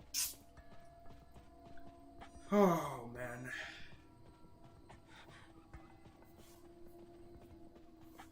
I feel sleepy too because you yawned. How to play against Geisha's patience, step 1 pray. Yeah, exactly. As I was trying to say, the way you want to play against Geisha is a lot more reactive because you don't know when you use your ability and then some stupid crap happens with the dash. You look at her, it didn't cancel the dash right away. Maybe she dashed a little bit around the corner and you want to have your ability ready. Patience not the type of survivor to have their ability ready on the fly like that. It takes setup. You need to have a place to hook. You need to take like 1 second to actually move after you launch the hook. It's not that good against Geisha. Unless you like get to an area that she can't dash to, then it's good. Like over tall walls wouldn't be a bad thing. Or maybe jump over a tree that's going over a tall wall. Something like that. And I need this we need one more cipher. That last cipher is probably at 0%. Honestly... Oh, she's chasing me. Okay, well, I just can't die basement. Oh, she just decided to switch? Okay. Crazy. Let's try to pick up this butterfly. Okay, never mind. Never mind, no need to. She's not here anymore. Oh man, he got hit again. Ciphers. I am pretty sure all these ciphers are at 0%. I haven't seen a single person on this side of the map this game, and I know for a fact no one did logs. We have a cipher at 0%. This is basically the long story short. And now I'm dead. That's nice. That's actually, well, if she's not going to pick me up, that's actually good for us. She should have picked me up there. Oh, unless she's going to pick up the prospector. No, she's not going to pick up the prospector either. Okay. Oh, she tried to, and then he got up. We need another cipher, though. We're still not in a good spot.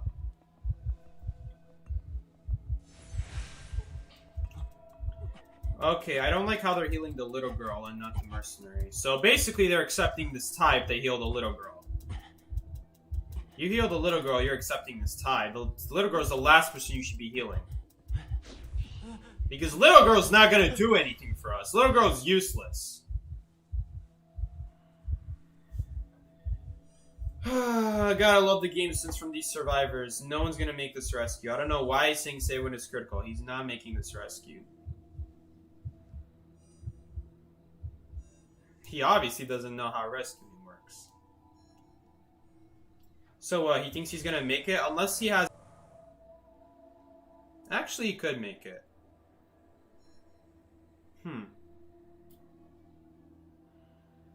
He's gonna barely make it. He'll make it barely.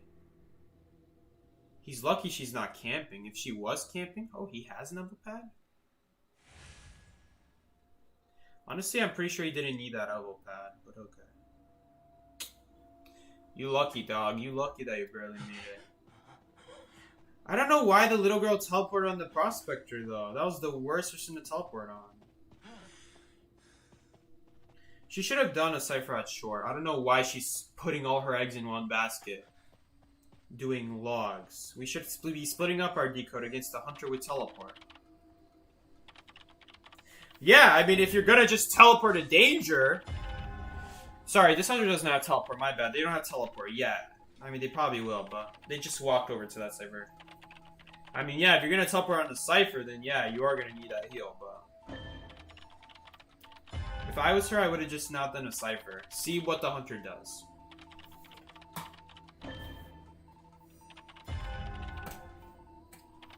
Oh, I also have to remember I'm dead on chair. Wait, I'm dead on chair. I can't really be doing a cipher either. Well, it looks like we're taking that chance, because no one else is doing a cipher. So pretty much, as long as this Isha does, like... Yeah, we're dead. We're literally dead. I don't know how we're gonna survive here. I don't think we can. Never mind, she's running a crappy tray.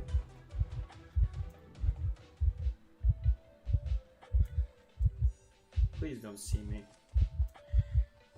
Don't you dare.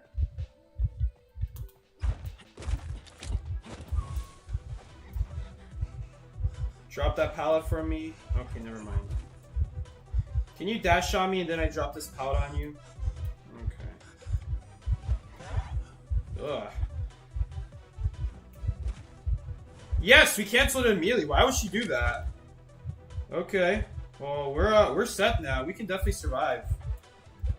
We can definitely survive. She's gonna have to switch targets here. Mercenary's dead though. In fact, that's exactly what she's gonna do. She still might come after me. You need the little girl to rescue.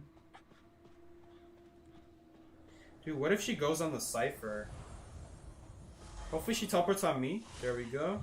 Set her up. Just stay by the chair. Just stay a little bit. Just so I hear her teleporting, I want to put her in a good position. Why did she go up normal? I don't know. I literally don't know. That's the worst thing she could have gone. I mean, I guess listen would have been worse, but... I'm saying that for you, Oscar, by the way. No, just... I'm bullying Oscar. The little girl foaming at the mouth when they have to play the game and not just leech onto someone, bro, for real. Mercenary's been on chair this game? Oh, right, he just got chaired right now. Little girl's dead on chair.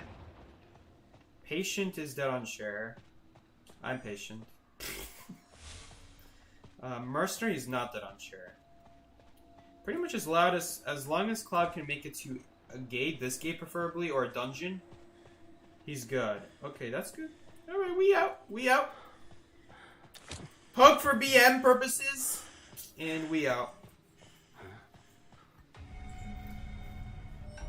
Yo, Bubba's here! You and the security guy are on break at the same time.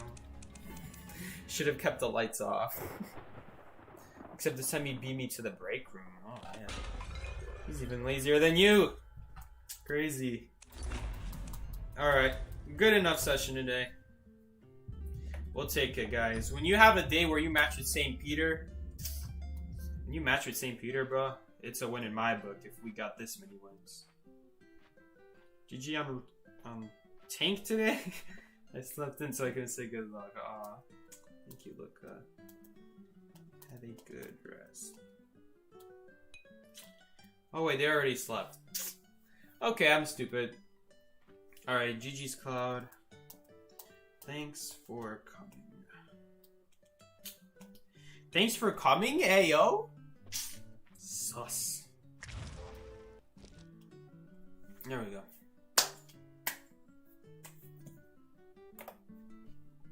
Hi, Bikey. What's up, Angelica? Welcome to the stream. What are your thoughts on New Survivor? I haven't read what they did. GG's and have a good day. You too.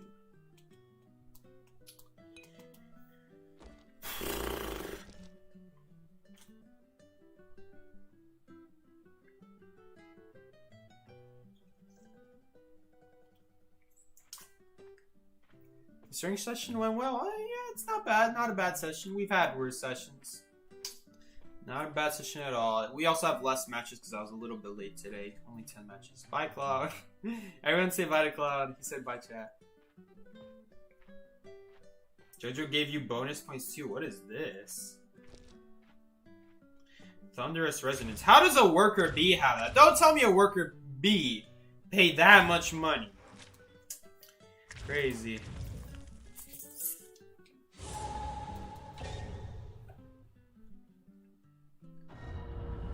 Bro, I haven't seen Bubba do that OO face in a long time.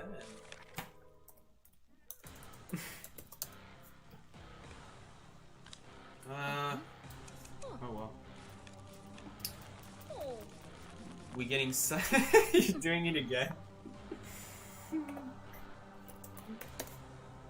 We getting Psyche Hunter now? Yes, we do. Because I need Logic Pad points. I'm doing it against my will. Now everyone is doing it. Jeez.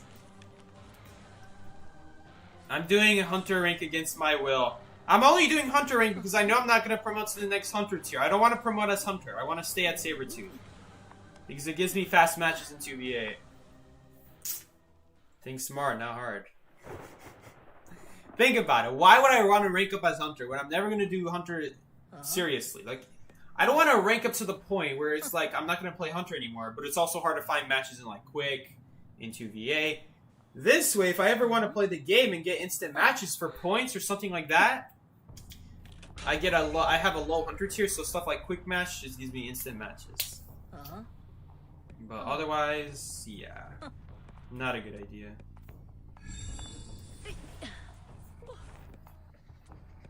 I'd be scared since Psyche is Sabretooth. If he ever does okay Hunter rank, I'd match with him. For real. I think a second person spawns in a hotel here. It would be nice to destroy this person's bees. It's an embalmer. Just embalmer.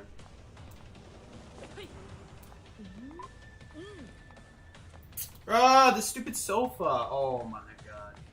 Match ruined by sofa. Crazy. There we go. Very nice hit. Definitely want to try to record her here. So she can't just drop that pallet for free. Okay. That's really annoying though. We'll have the blink here though. Not so bad, not so bad.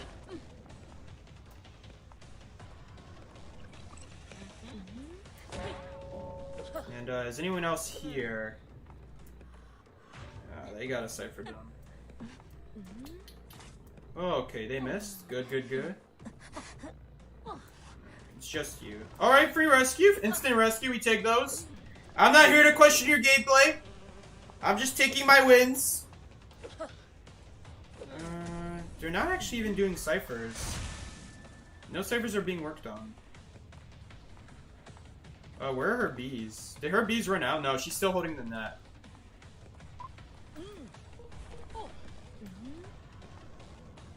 I'm actually gonna use one to destroy this window. Next time they vault that window, it'll break immediately.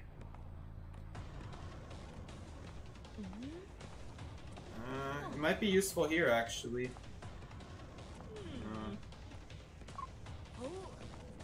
Let's see. Okay.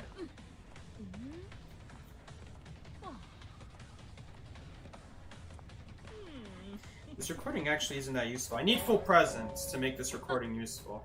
And we did get it. They're not even doing ciphers, though. Embalmer never got her appearance, so we're just gonna be able to chair it for free. This cipher has a lot of progress, though. I think he might have gotten off of it, that's why.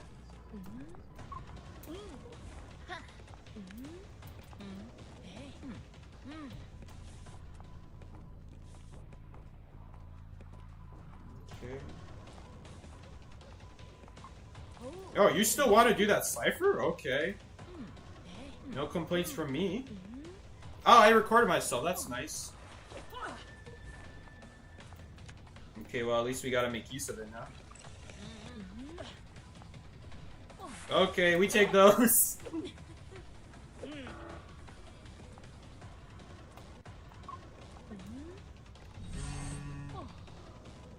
If she wants to really pop this cipher still, that's not worth it.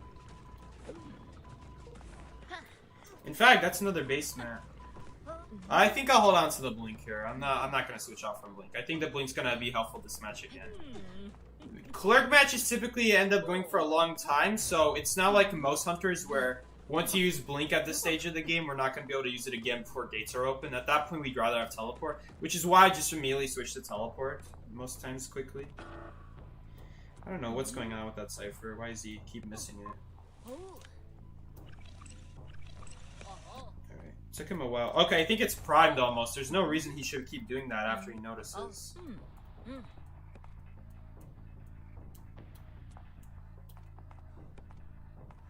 It's probably almost primed. Okay, he also wants to do the cipher now. That cipher is locked now because he touched it.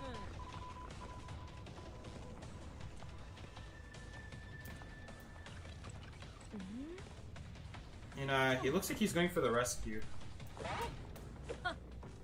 He's probably gonna use this coffin here, yeah. That's actually good for us because I wasn't even gonna pick him up. So he just put himself. Think of it like this: he basically put himself on chair for free because either way he was gonna self-heal and get away from me. But this way he had to get away from me. He basically put himself on chair to get away from me. So that's pretty good.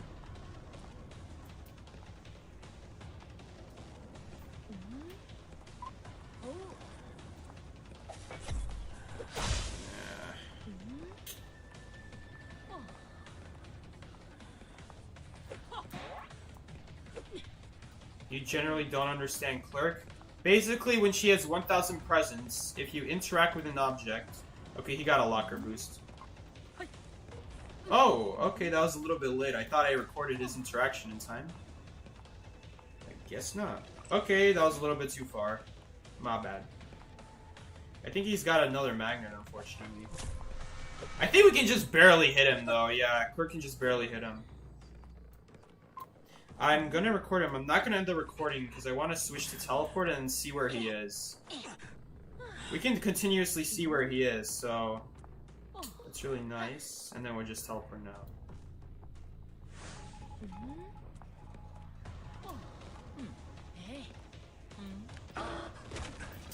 Okay, game. Thanks for dropping the wrong pallet.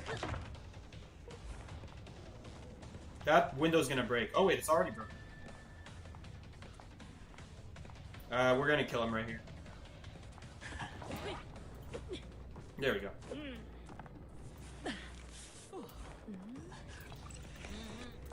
Break the window for BM. Oh, that didn't break it? I guess recordings don't count as breaking it. Oh, okay. I thought recording and putting a recording on a window would count as vaulting it.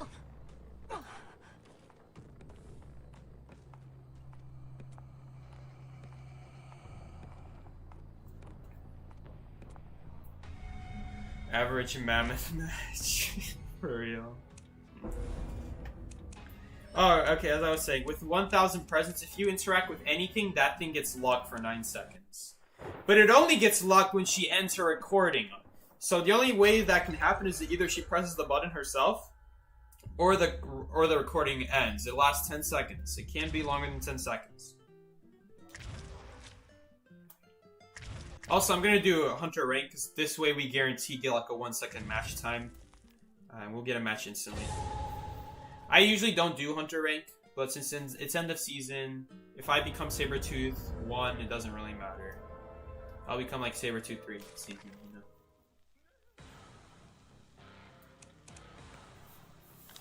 know. Can Dream Witch's main body break breakable windows? Yes, it can. I've done it before. They do break the window. They do count as a vault. How do you kite Mad Eyes? Is that an actual question? How do you kite Mad Eyes? Okay, so there's 2 ways that Mad Eyes can chase you. Either with the machine or with his main body. If he chases you with the main body, he's the easiest hunter in the game to kite. There's nothing he can do. The most he can do is go onto one of his consoles and try to block off an area. The reason that's not a good strategy is because as long as you know the areas, and as long as you know where he wants to block off, or I should say, where you know you can't go. Where you know it's super easy to block. Don't kite there. Just go in an open area at that point. Because he's anyway on a console. He's not going to be able to chase you. If he's chasing you with walls only, like he's far away on the map and he's just looking at you from above, then the best way to counter him is to have good ping. Having good ping is the best way, so he can easily dodge walls. But the other best way, this is the easier way. This is the easier method. Break the console. Go on the console, hack into it. It only takes 3 seconds, technically 2.75 seconds. They nerfed him. So it's really easy to hack into the console. Get rid of all the energy. He can't put walls on you if he doesn't have energy. And check it every 50%. So when you do a cipher, if you only do a cipher, you don't do anything else on the cipher, check the console again when you're at 50%. Because then at that point, there's going to be about 100 energy on that cipher. That is enough to get a few hits on you with walls. So make sure you destroy it again after that. But with like something like 50, 40 energy, it's only worth 1 wall. You can easily dodge it. Again, but you're going to need good ping for that.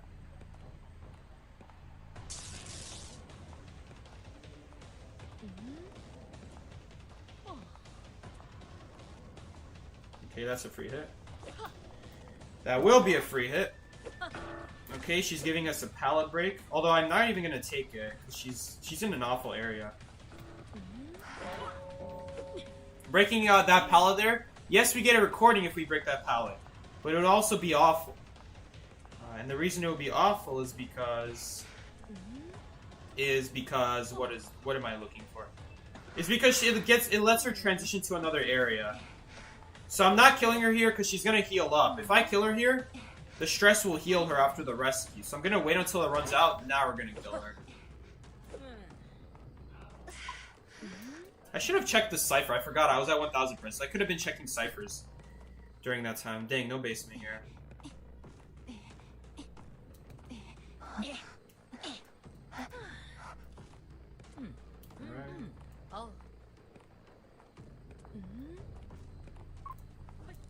Alright.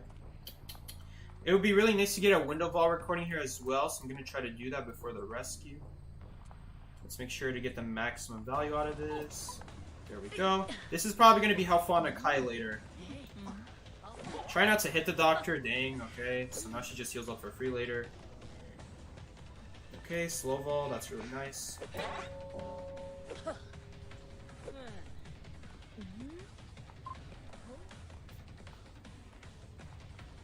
And that's going to stop the decoding. I guess I should explain what I'm doing with Clerk. Every time I'm checking a cipher and recording, it's because I'm going to record the prisoner. If he touches the cipher, it will block the cipher when the recording ends. But here's the thing. You guys might be wondering, well, why doesn't he just keep decoding it? Why not just keep decoding it? Before you get blocked off. And the reason he can't do that... is because if he decodes it, I get double back. I get double the decode back. So I reverse twice as much decode as he got. Which means he can't decode. As long as he has a recording on him, he can't decode. He has to wait for the recording to end. After the recording ends, if he touched the cipher, he has to wait another 9 seconds because I have 1,000 presents. That blocks off ciphers for, it says right here, 9 seconds. It's called invalid. Wrong cipher. And you can keep doing that over and over and over and over. In total, you block off a cipher for 19 seconds. That's amazing. That's amazing value. No one is there. It happens to be that cipher's a little bit annoying.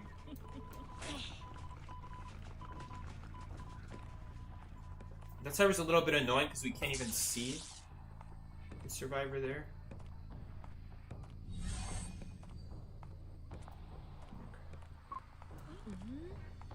So you guys see him right there? He knows he can't decode it, because if he decodes it, he gives me twice the decode back, and then we reverse it all. Twice as much. I'm actually gonna take this recording. That's a very good recording to have. That's gonna be very helpful. That's almost as good as a pallet drop recording. The best recording is a pallet drop, because we can do a lot with a pallet drop. With a pallet break, we can only do something with it if they drop a pallet. So if they use windows, or if they keep looping the pallets, you can't really do anything with that. Honestly, I probably could have blinked there and terror shocked her, but... We get another pallet recording here. So if she drops this one immediately, she just dies, basically. And we're gonna get a third pallet recording. Crazy. I'm gonna save this pallet, though. We'll have it for later. But right now I'm gonna hold on to the third slot for decode recordings. We can only hold up to 3 recordings, so I want to save the third spot for just slowing down their decode a little by little. We could actually go for a... Dang. Okay, well, it was worth a try. You never know. We're not gonna lose this game anyway. So... may as well do it just to see if we can close out the game a little bit faster. Dang! He missed the calibration and actually helped him. So because he didn't interact with the cipher, he stopped interacting with the cipher. Which means after this recording ends, it's not actually going to block the cipher. You guys are going to see. It's going to start shaking again. Oh, it still counted. Okay. I guess he touched the cipher after he got a calibration. Because if you got a calibration, it doesn't count. You would have to touch it after the calibration. Or I recorded him right before. No. He definitely got the... He definitely got it before. I don't really need this.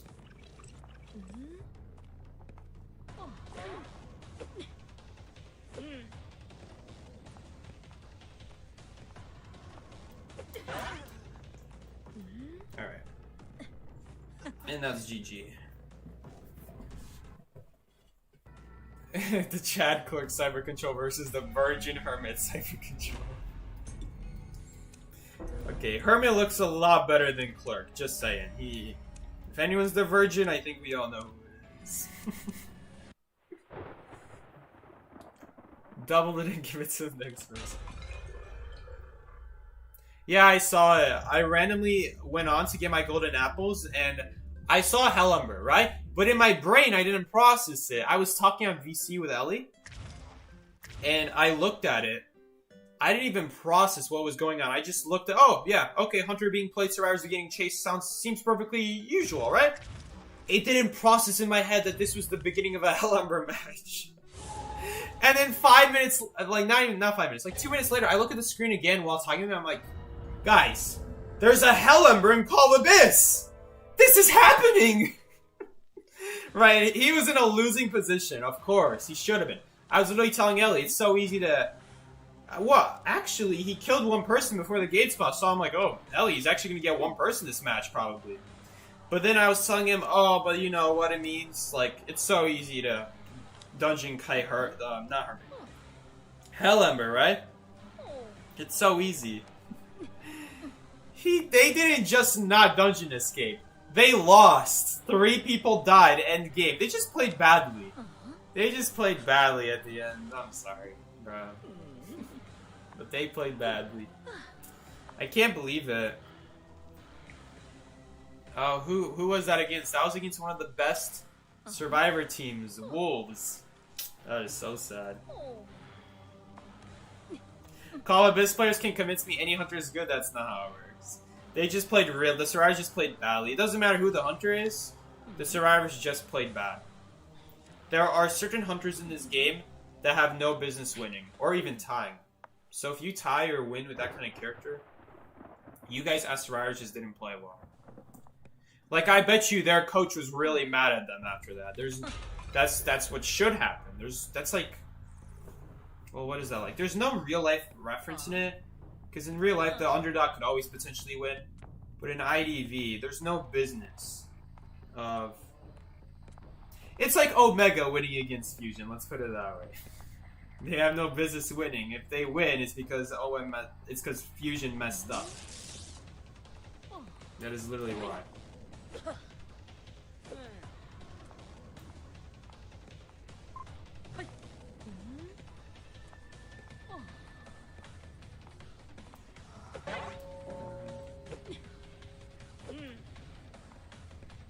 Is this the same exact guy, by the way?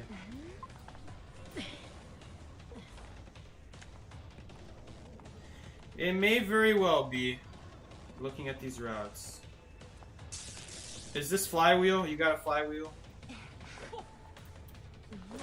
Nope.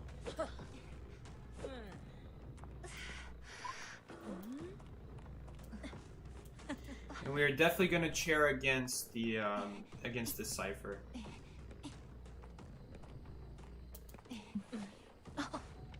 If he takes this portal to try to do a different cipher, then we will break it. Wow, that didn't even make a noise when I broke it. Oh, I think the cipher was still blocked.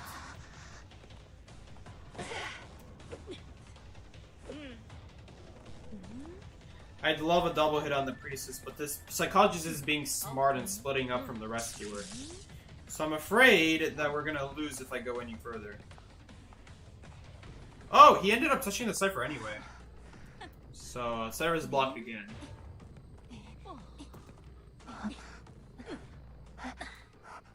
Are you gonna get off? Yep, he is. That's why I didn't waste the recording.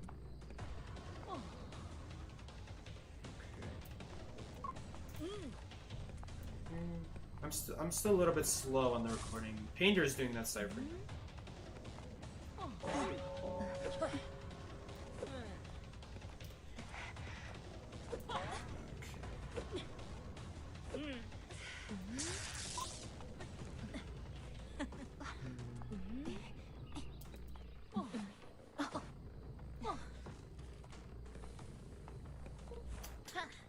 I have a feeling that they're all by factory.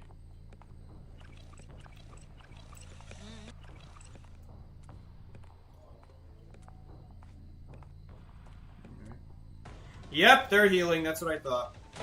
Okay, we take those. That makes it easy. That's a palette recording.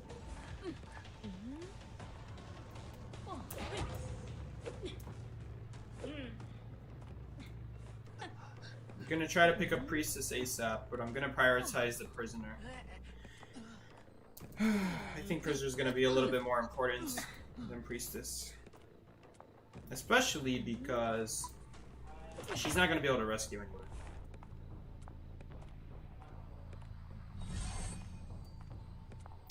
We have a pretty good setup here. Window vault, a pallet break, a pallet drop. We pretty much have everything.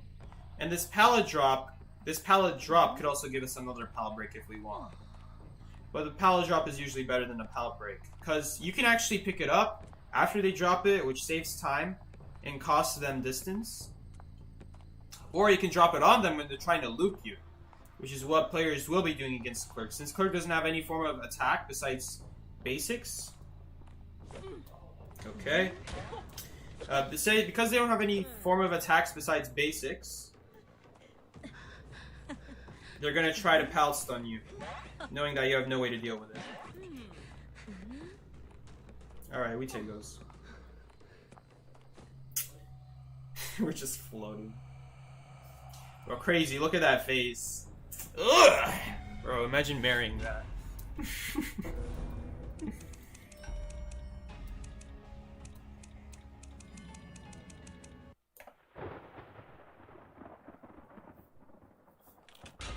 Yeah, she was committed to that. Not a good idea.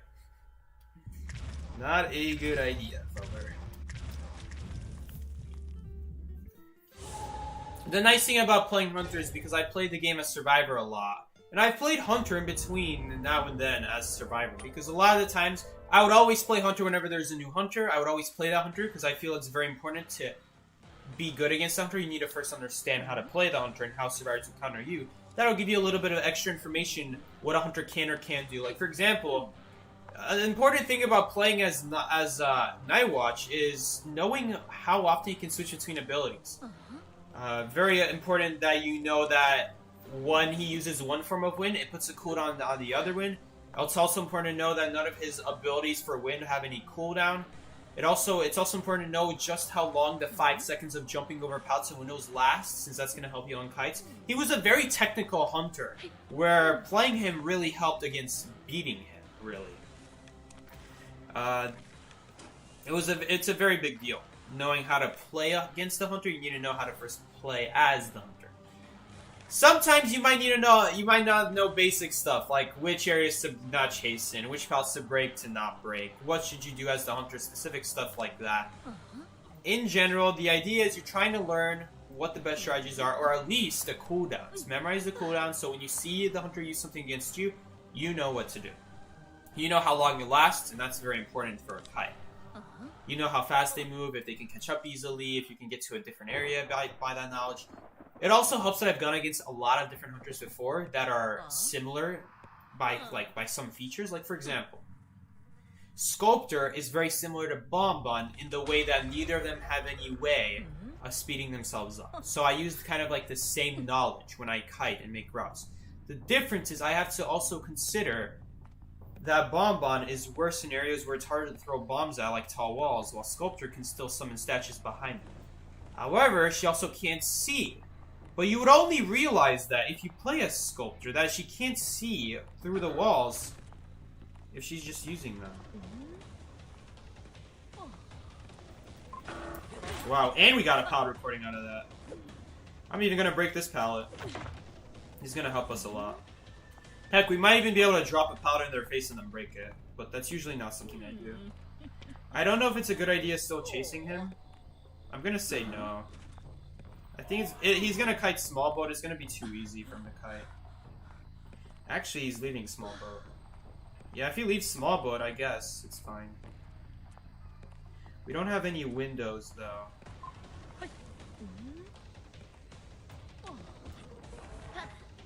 Yeah, has a boost as well. Dang. Not an easy kite. Or, I mean, not an easy chase, I should say. Not an easy chase.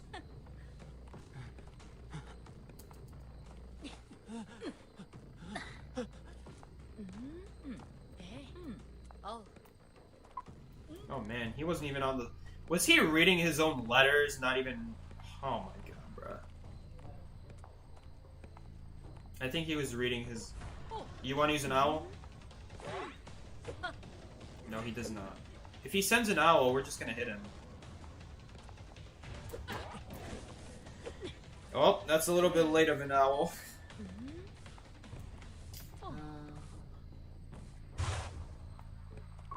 That's a composer too?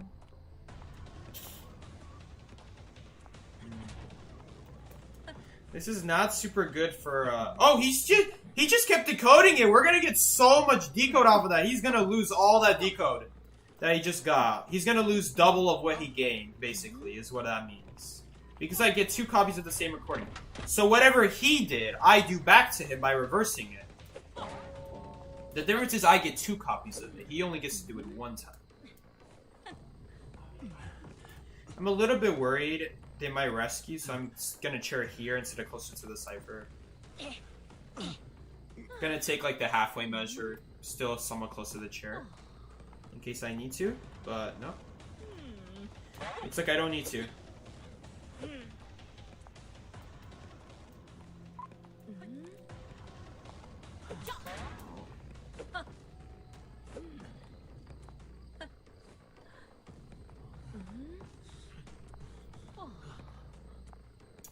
The issues is survivors get better, they know how to predict the bomb's predictions and avoid those threats.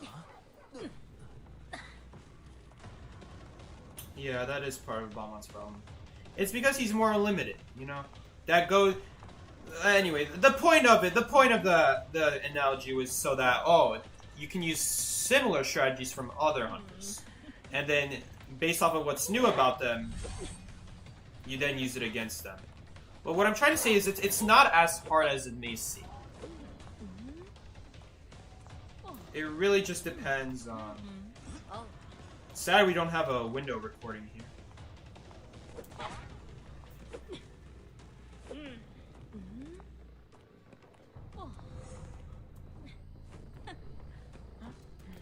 Yeah, but the point is, like, distance is key against them because they have no way of speeding themselves up.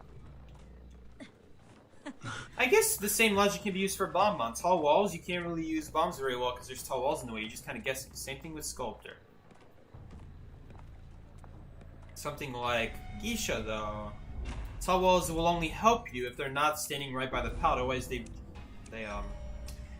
dash over the pallet and although you can see you again. And therefore, that distance doesn't make them not being able to see doesn't make a huge difference. Because they're going to be going literally over every pallet and window you throw. I think this is a quick match. It's okay. We still got an instant match. Bro, why are there so many people on? Why am I starting to get followed so much, bro? The victory blink trademark. I call it the BM blink, but sure. The victory blink as well. Another postman here. Another painter as well. Painter from 2 matches ago, postman from last match.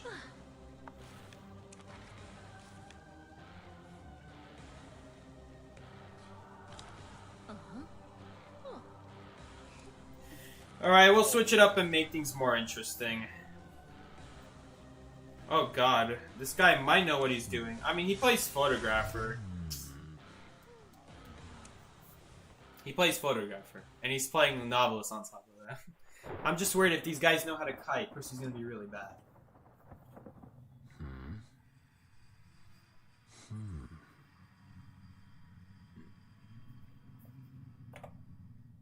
Percy. The owl was tragic indeed. That's part of the problem of just rescuing as Seer.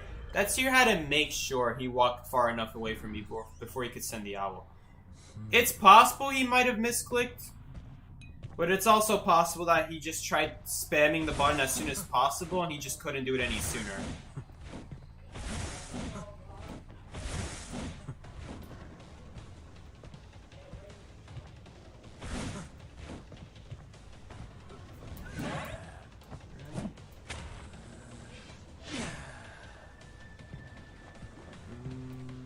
Oh, did I see someone there? No, that's just a crow. Damn. I might consider switching targets, honestly. Oh, that didn't count?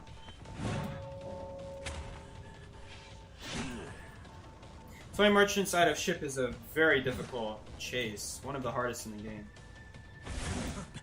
It's fine. Whoa! You just keep looking at... Oh, okay, well, because I swung and missed. Oh my god, bro. That's so annoying. He's lucky Basin was there, honestly. He's also lucky I missed the swing 2 times in a row. Alright. Well, not 2 times in a row, but I meant from the last person I was chasing, I also swung and missed. It's like you should play Joseph? Nah. Unpopular opinion. I feel like Percy's more fun than a photographer, honestly.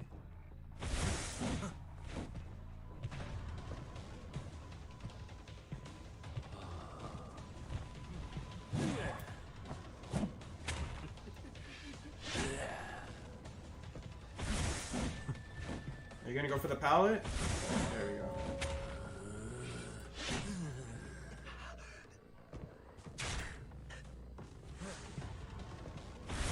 Ah, that sucks.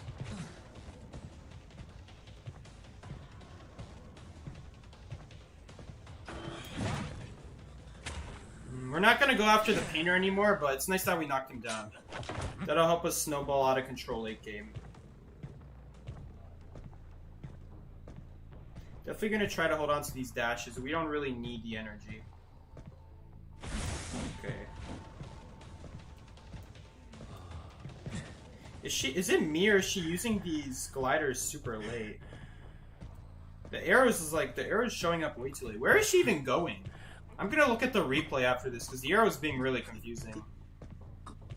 It's saying that the arrow's like one direction and then she's not even there. Okay, I'm gonna need to use 50 energy on this guy.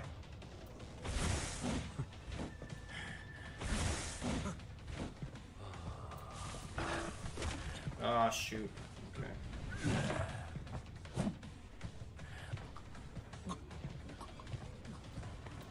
I don't think that's a hit. Okay, that just barely was a hit still, even without the impulsive. Alright, so basically what happened there is he can't use his notebook on me because I have 50 or more energy. Pretty much. Okay. This is a really bad cipher layout. I think we're gonna come from this side. Maybe we can surprise her? Oh, not like that. We're not gonna surprise her. Why did she choose to come from this side? Why? We would have just killed her on the spot. That was extremely risky to do.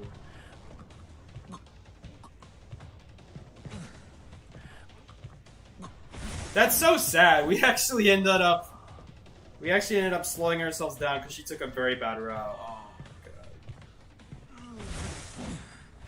That catapult is not going to save you. Okay, it is.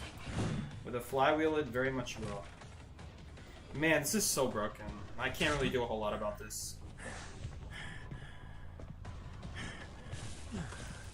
He still doesn't have my appearance, I don't think. Yeah, he never got my appearance from earlier. We're just gonna have to give him that ship cipher. As long as that ship cipher is standing there, I can't do anything about it. We just gotta give it up.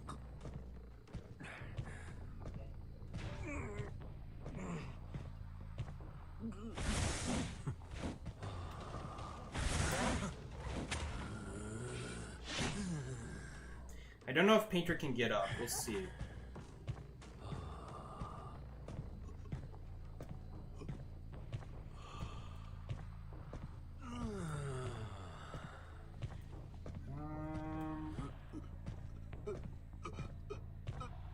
Wounded at 10. Let's see where this Painter is crawling to. He's crawling over here? That must mean she's over here.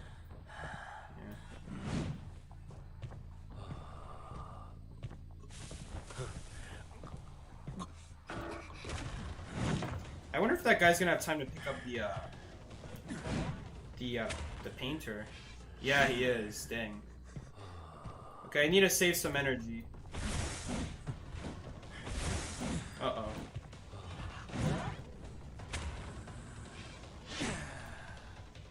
Oh, is that server almost done? Oh, wow. They actually could have popped it. And we're gonna move this. Oh, no, I shouldn't have moved that. I should have... Oh, I thought Postman was the one that was at almost full health. Okay. It turns out... Oh, it doesn't tell me where dungeon spawns? I thought it did. Okay, that's crazy. It tells the survivors where dungeon spawn, but not me. Okay, try taking that. Yodade. That was a very bad thing to do. Don't switch dungeon there if the person who's about to die is not next to dungeon. I thought the what is his name? I thought Postman was the one.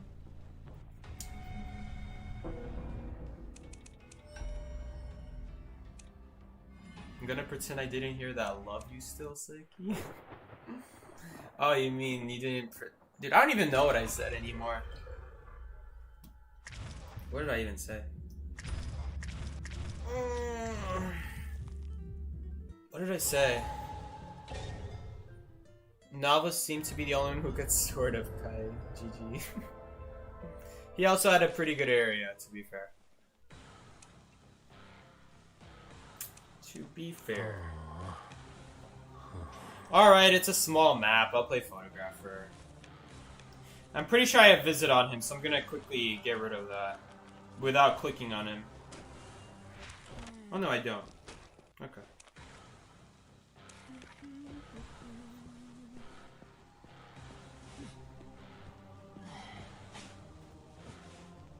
This is gonna be such a long match, though. This is not good for farming quick matches. I guess because of Call Abyss, since it's a major event, content creators get a bump in followers. I wasn't talking about YouTube. I'm talking about a social media site that I'm surprised anyone even knows me on. You were the postman last time, and I swear I'm not that bad. It was my first time picking the game up all day. It's all good. I didn't even know that was you. Is your profile like a heart picture? It's pretty cool. Yeah, you can do that. You can just click on... You don't have to press on the hunter. You can just swipe through whatever hunters you have. There's a camera over there, but it's away from the map.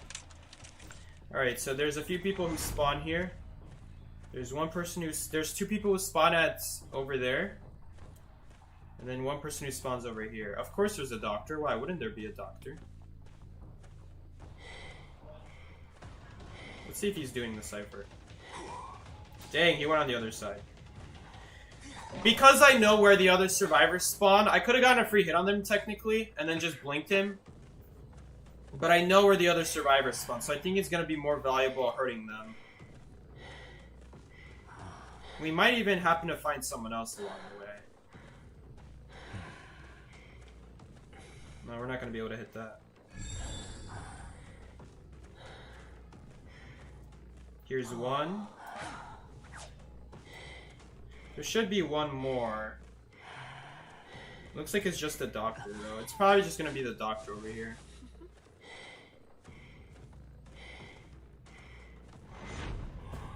Yeah, guaranteed at least one person spawns there. Maybe not two. Maybe I remembered wrong. It might be a different spawn. There is a different spawn where there are two people. Oh wow, a wildling with an S tier.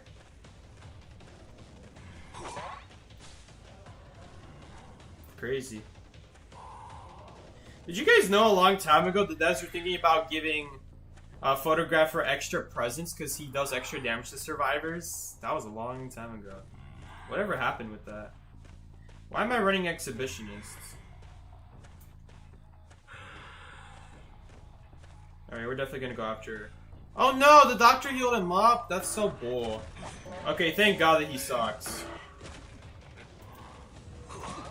Thank God.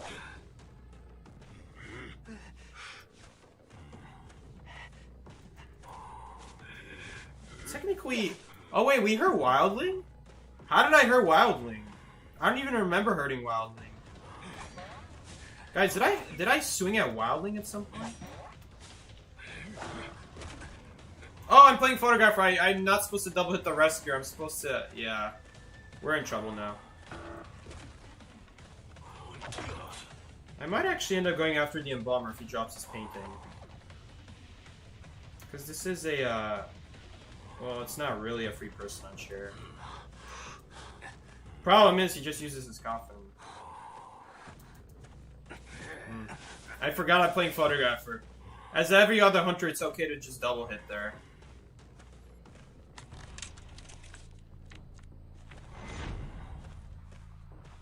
Even Hellember, honestly. I want an early rescue. We gotta speed this game up.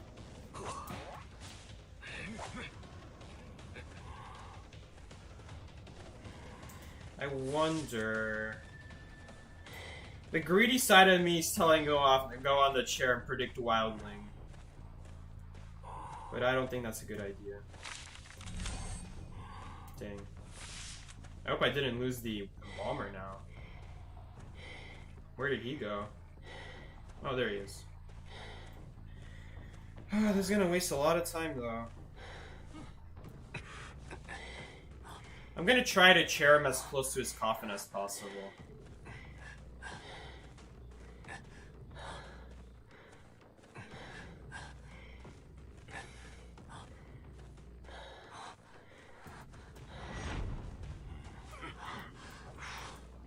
I think he hit a wall. He hit a wall, yeah.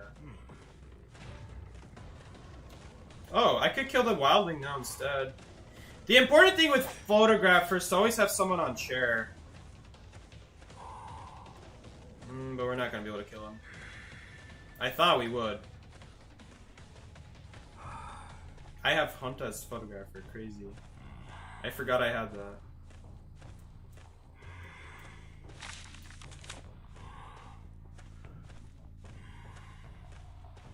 Is he actually over here? Oh yeah, he is. This is him. That's him, guys. Okay, that unless Doctor's healing him, that heal was pointless on the wildling. Yep, okay, it's Doctor. This match is a lot harder because of this. It's not supposed to be this hard. Playing as photographer is hard enough.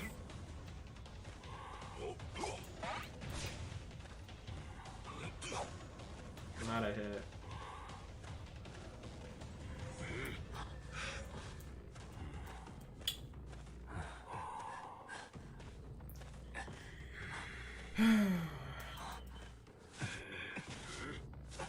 This is not a free match. This is not an easy match. This doctor is screwing us up.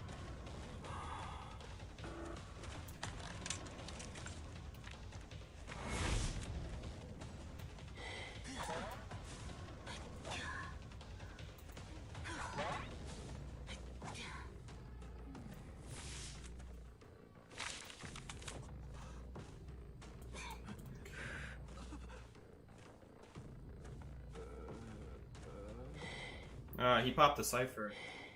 I guess she popped the cipher. Ooh, there's two of them.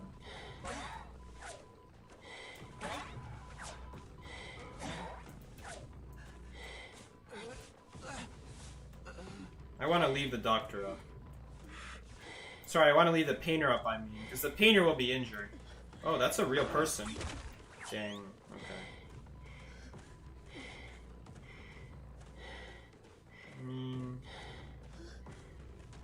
Okay, it looks like we won't be able to chair him. But she is right here. So, we'll just be able to chase her immediately. Is that the last cipher, though? No, it's not. Where's the last cipher?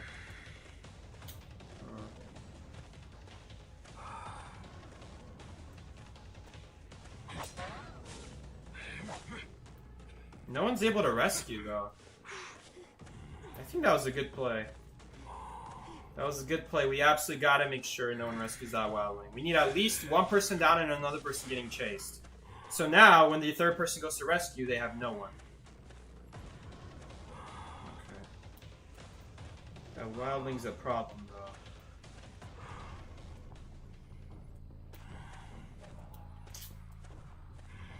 Pretty much we're just gonna have to let them have the pop.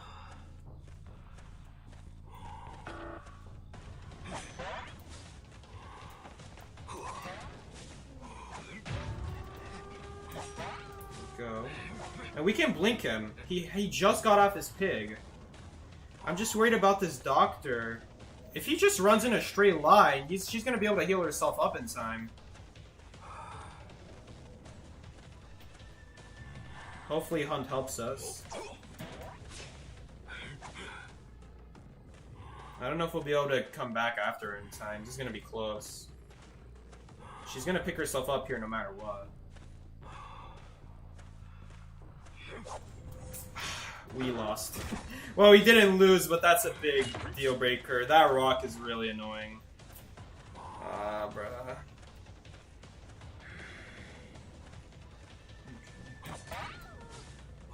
Now that Wildling has his pig now, though, so it's not even worth going after him. I hate that rock. That rock is so annoying to deal with. Actually, he doesn't have a self-revive. Painter has to go help him. Okay. We'll check on Painter. Okay, yeah. We know where both of them are.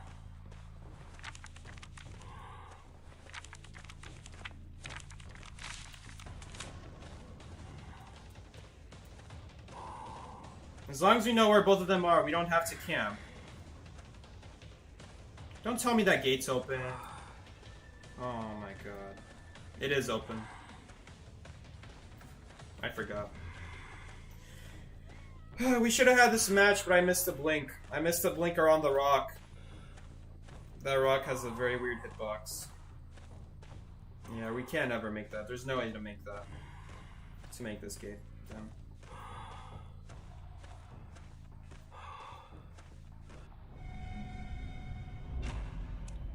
I should have just been patient.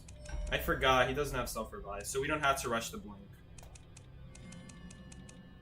The rock is your alt. Bro, you're always playing on my downfall.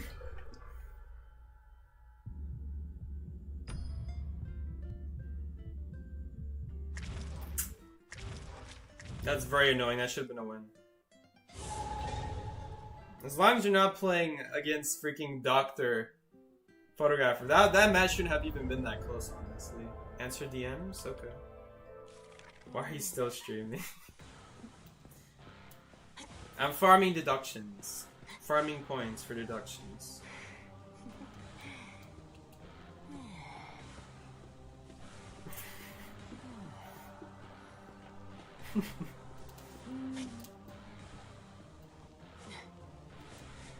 Play dodgeball? I hate dodgeball. By myself, I hate dodgeball. Matches go by quicker. It's a 6-minute match. It's not that fast.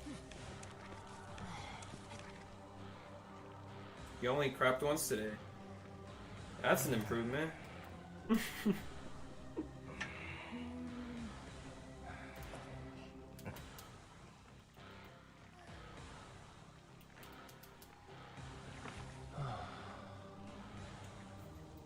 Yo. Alright, now I'm just being dirty.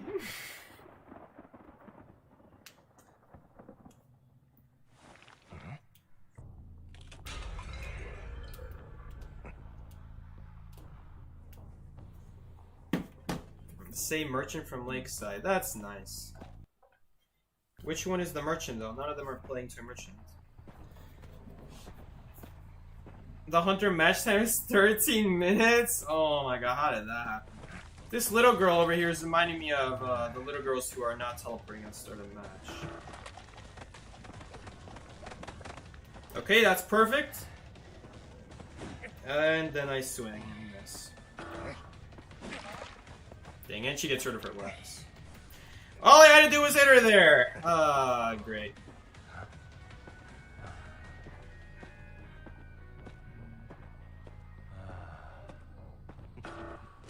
Oh man, now she's in a really good area. Against Wax Artist?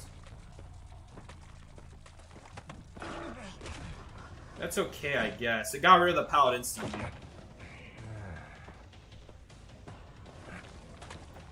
The pallet is the biggest. These pallets here, as long as you can get rid of them as Wax Artist. But now this wall is totally messed up. Oh wow, I thought I hit her with the wax. What? Oh, I could have just broken that. Holy crap, I should have just broken that. I forgot I have faster pallet breaking. I'm playing badly now. Okay, that's not a hit though?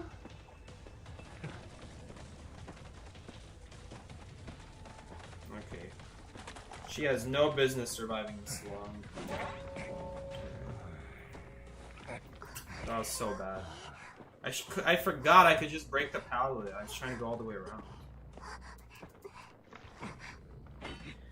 Pretty much now we need a bunch of instant rescues.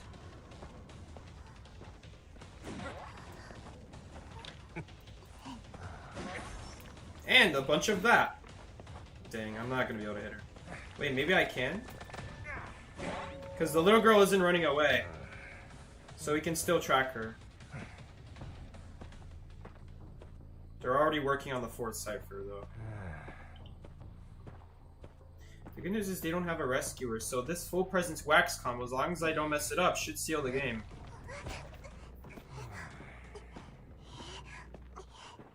How do you kite Geisha? I struggle to kite her. Picking Perfumer is pretty good. You want to have survivor abilities that can react instantly to a dash, not ones that like take time to set up or like push forward like Patient Hook. Okay, how many ciphers are shaking? Just one? If it's just one, we're gonna have to camp. Okay, but I'm not getting tinnitus, so it's time to teleport. If he stuns me, that's okay, because that's a free wax. Free wax. Waiting for this dog to disappear. Okay, he kind of trapped himself. I just need to cover this pallet, and then I think we're good. And then that happens. That's nice. Dude, I can't catch a break this match. This match is kind of BS. I'm sorry, but this match is BS. What? I did not press the pallet break button! Oh my god.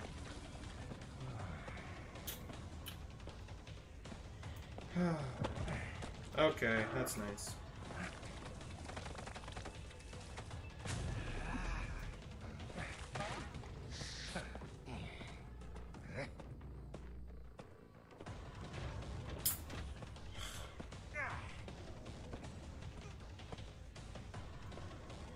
I played badly at the early game, but you can't make this stuff up.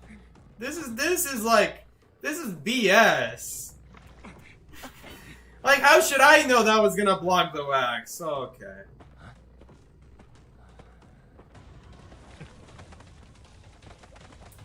I'm gonna try to bait the flywheel.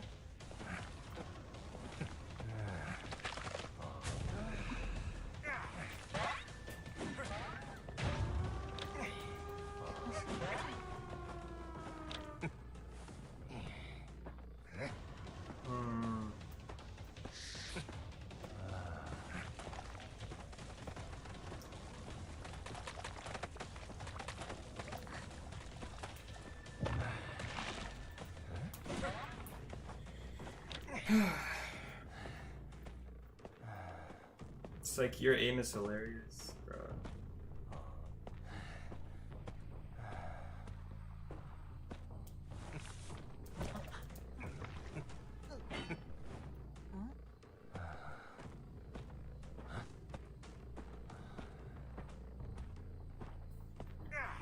Alright. She didn't have tie turner, so what was her build?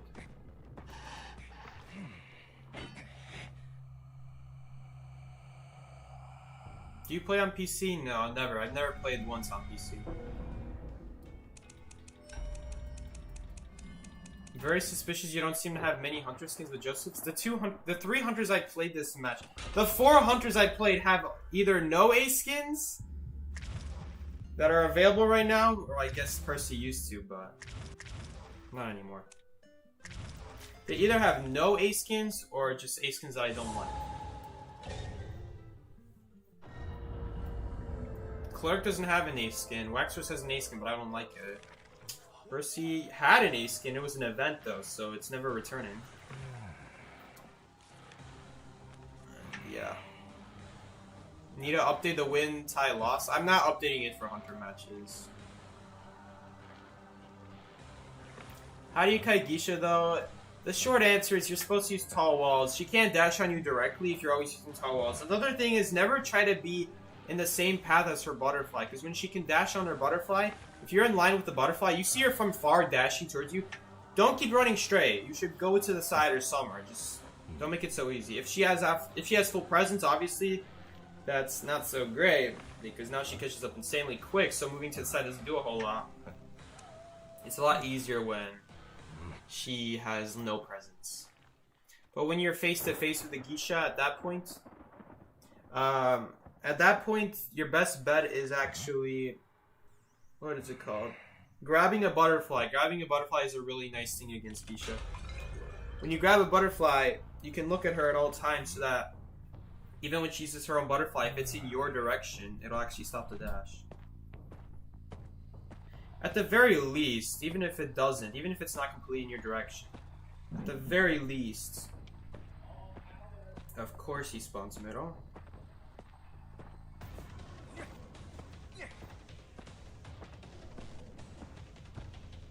Whoa, what was I saying? Okay, that was a little bit bad on my part, but again, it's not a big deal. Okay, we take those. She doesn't know about wax or just slowing down vaulting, I'm guessing. That was a 20% reduced vault right there. We're definitely gonna chair at middle. Are you trying to take a balloon hit? Okay, I have to break this portal before I deal with that. Because otherwise she's gonna take this portal with Tide Turner. I can't do that. I can't have her doing that. Honestly, I could have hit her there, but no thanks.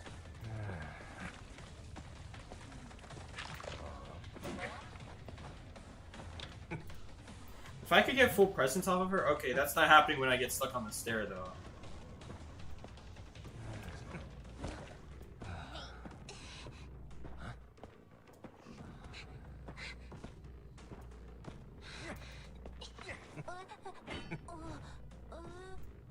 Psyche Nation, I just got Morningstar? What's Morningstar? You mean the player or like the skin? Is there a skin named Morningstar? Congrats! I mean congrats! Congrats on getting Morningstar! Good job, we're all so proud of you. Oh god. Is he giving up on this? Or is someone else rescuing him?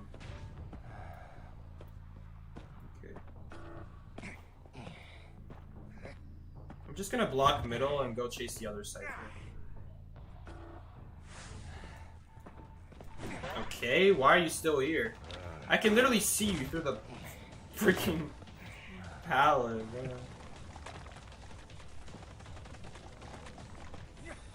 Isn't that just gonna, yeah, go in basement? On the stairs, so I still have to take the portal, bro.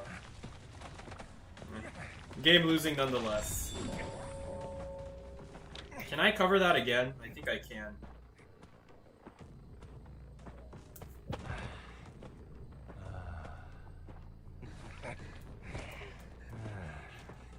Oh, that's a coffin.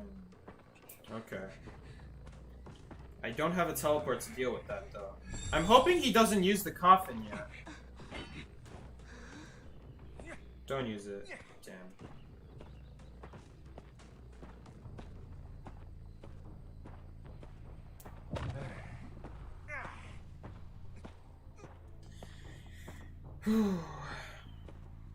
Oh, I see you. I see you. I see you.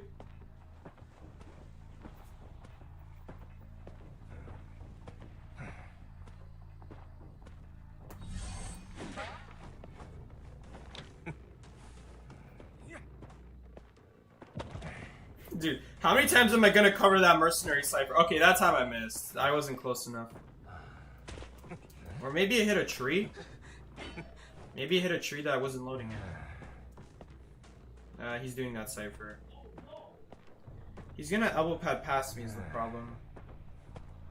Well, he has to be around this rock. Yep. That's why I didn't want to get too close, because he just elbow pads past me otherwise. I played Mercenary too much to know that's exactly what happens.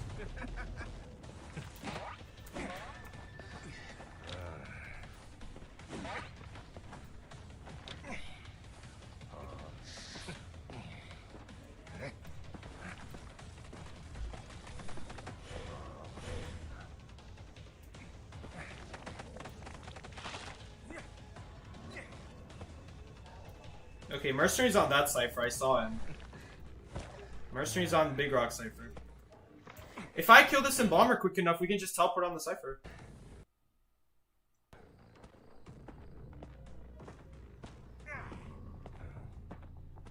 I don't know if we will, because finding survivors on Big Boat is a nightmare.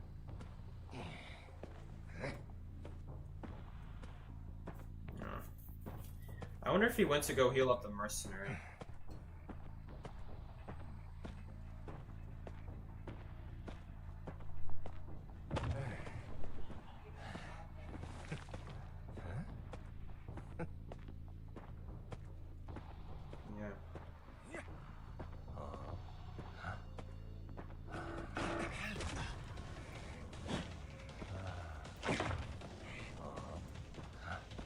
I mean, we know the Mercenary has one elbow pad less than what he started with. It's about all I know, though. Oh, he was that close to 100? Can I still make this? I didn't notice he was that close to 100. I wasn't ready. Damn.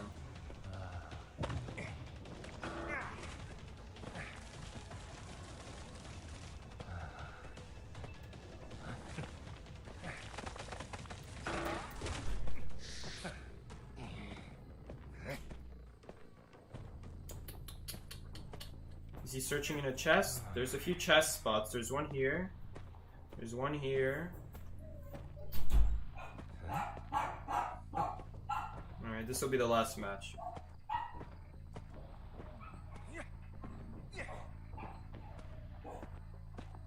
Why does Waxer sound so much like Waluigi? I have never thought of that before. What? Hey, yo. That's one of the most questionable things I've heard today. Okay. I gotta make an elbow pad guide for this, man. I think it's too late again. I didn't notice. Yup. Again, I didn't notice.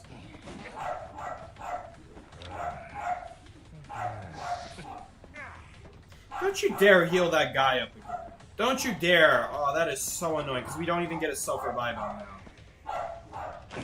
That's so annoying. I hate Mercenary. Mercenary needs a nerf. It's ridiculous to me that this guy still hasn't received a nerf. 10 seconds at minimum. More like 7.5, honestly. There's no point of covering that.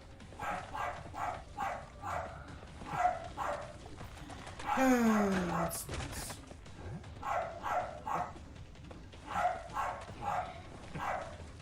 Wait, what the? Wait, you guys see what I'm saying about these like low tier survivor routes? Like they're just going out in the open. They like benefit off of it. It's crazy.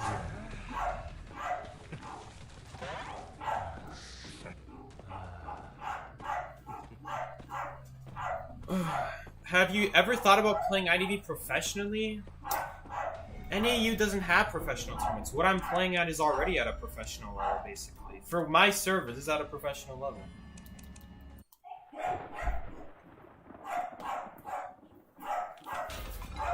The problem is, like, back then, I used to easily hit top 20 or top 30 at minimum just by playing evenings. But every day, people are playing afternoons. Ever since coronavirus, people are always playing afternoons. Like, I don't know what happened to people's lives, but they just decided to have no life. And I never top even 100 because I'm not playing afternoons. So, the other thing is random stuff. Like, back then when I played, almost every match was a win, even with the 2 random teammates, because they knew what they were doing at the very least. They knew what they were doing. I've played every single tournament there is. Almost every single tournament. The times where I have a team. But the problem is either the team's really bad and not, like, worth moving up. Well, I shouldn't say really bad. Like, obviously, but, like, if we're talking about a Call of Abyss level, they're not even close. I've only had a few teams that are, like, at a serious Call of Abyss level. That, like, I feel like could actually get Call of Abyss. But we never make it.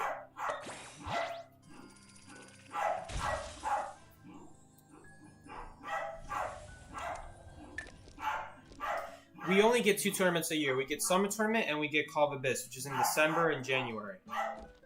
That is all we get. We don't get anything else besides that. There is no professional level for this game. If the professional level is to just play rank every day and just show good gameplay. Make guides if you're a YouTuber. Or if you're just a player, show that you're a good player and that you can consistently kite well. Or play as Hunter in the case that you're a Hunter, you know. It's like Steve is at a professional level? Bro, Steve is not. Okay, whatever. If you want to select Thief out of all characters I play, sure, go ahead. There's a lot better characters I play than Thief. Becky, what's the name of the barking dog? Nano. He's very annoying. Do not get dash-ins. They're horrible. They pee everywhere and they're stubborn AF. Anyway, guys, the IDV esports on NAU aren't as big. You have sponsors and such. Yes, NAU doesn't have sponsors. Every tournament we get is hosted by NetEase themselves. They don't have sponsors. Whatever money they make is what they put into this tournament. They hire a lot of people, and it's never worth it because literally at the end of the day, there's like 3 teams that are actually worth having them play in the tournament. The other 8 or 16 teams are just hot garbage. I'm sorry to say this, but there's not enough good players in NAU to make it worthwhile to have a tournament. That's why you don't see IVLs. That's why you don't see whatever the seasonal thing is. That's why you don't see basically more tournaments. Because the players are not good enough. And even if they are good enough, half the time they can't even show up. It's either they can't show up or they're not good enough. It's either one or the two. Usually both. But man. Why play this game seriously when it takes the fan base for granted? I like the game. I play it mostly for fun. I don't actually play because I intend on making a living off of this game.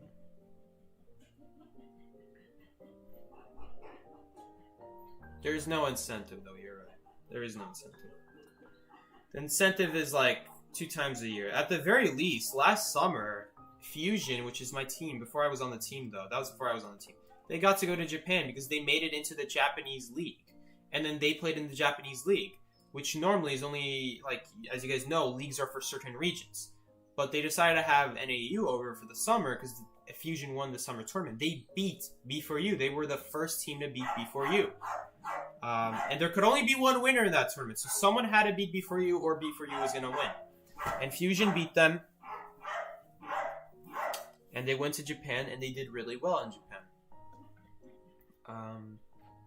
Which might be the reason why we got 2 spots in this Call of Abyss. Now, unfortunately, with the way things are going right now, they don't have to, like, B4U is doing good still. Like, not great. Like, we could have players who could actually be playing this game often.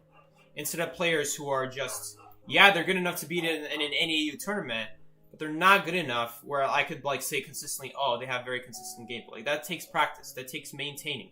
You gotta maintain that practice. It's like you work out a bunch and then you just decide to stop working out for a month. Yeah, you'll keep most of that muscle still, but you'll lose some of it. And if you keep doing it month after month after month, then you're gonna end just like me.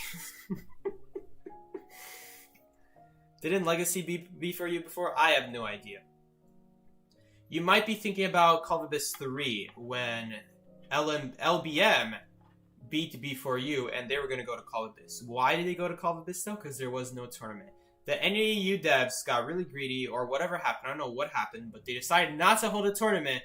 Maybe because there were only like 2 teams. I think B4U and the Legacy were pretty much the only old enough teams to go. Or like something like that where their passports or they had residency in the US or European regions. If you don't have half your team living in the region, first of all, you can't go. There are so many problems with why tournaments don't work in NAU. There's a lot of problems. Age. If it's involving Call of Abyss, then passports. Allowing people to go to China. Age is mostly the big deal. But the other problem is like they don't show up. There's not enough good players. We're at like 5 things now. And because there's not enough good players, there's not enough good teams to incentivize a tournament for the devs. And then, what was the last thing I was going to say? I was going to say one more thing. I forgot what it was.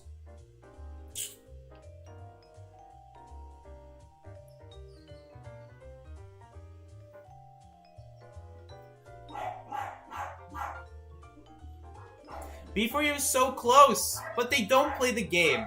They slack. They are a sad example of the NAU tournament scene, an incredibly sad example. They have a great hunter. They have great survivors like Leg on there, like Paul, who I feel they can be brought up to greatness if they consistently played often.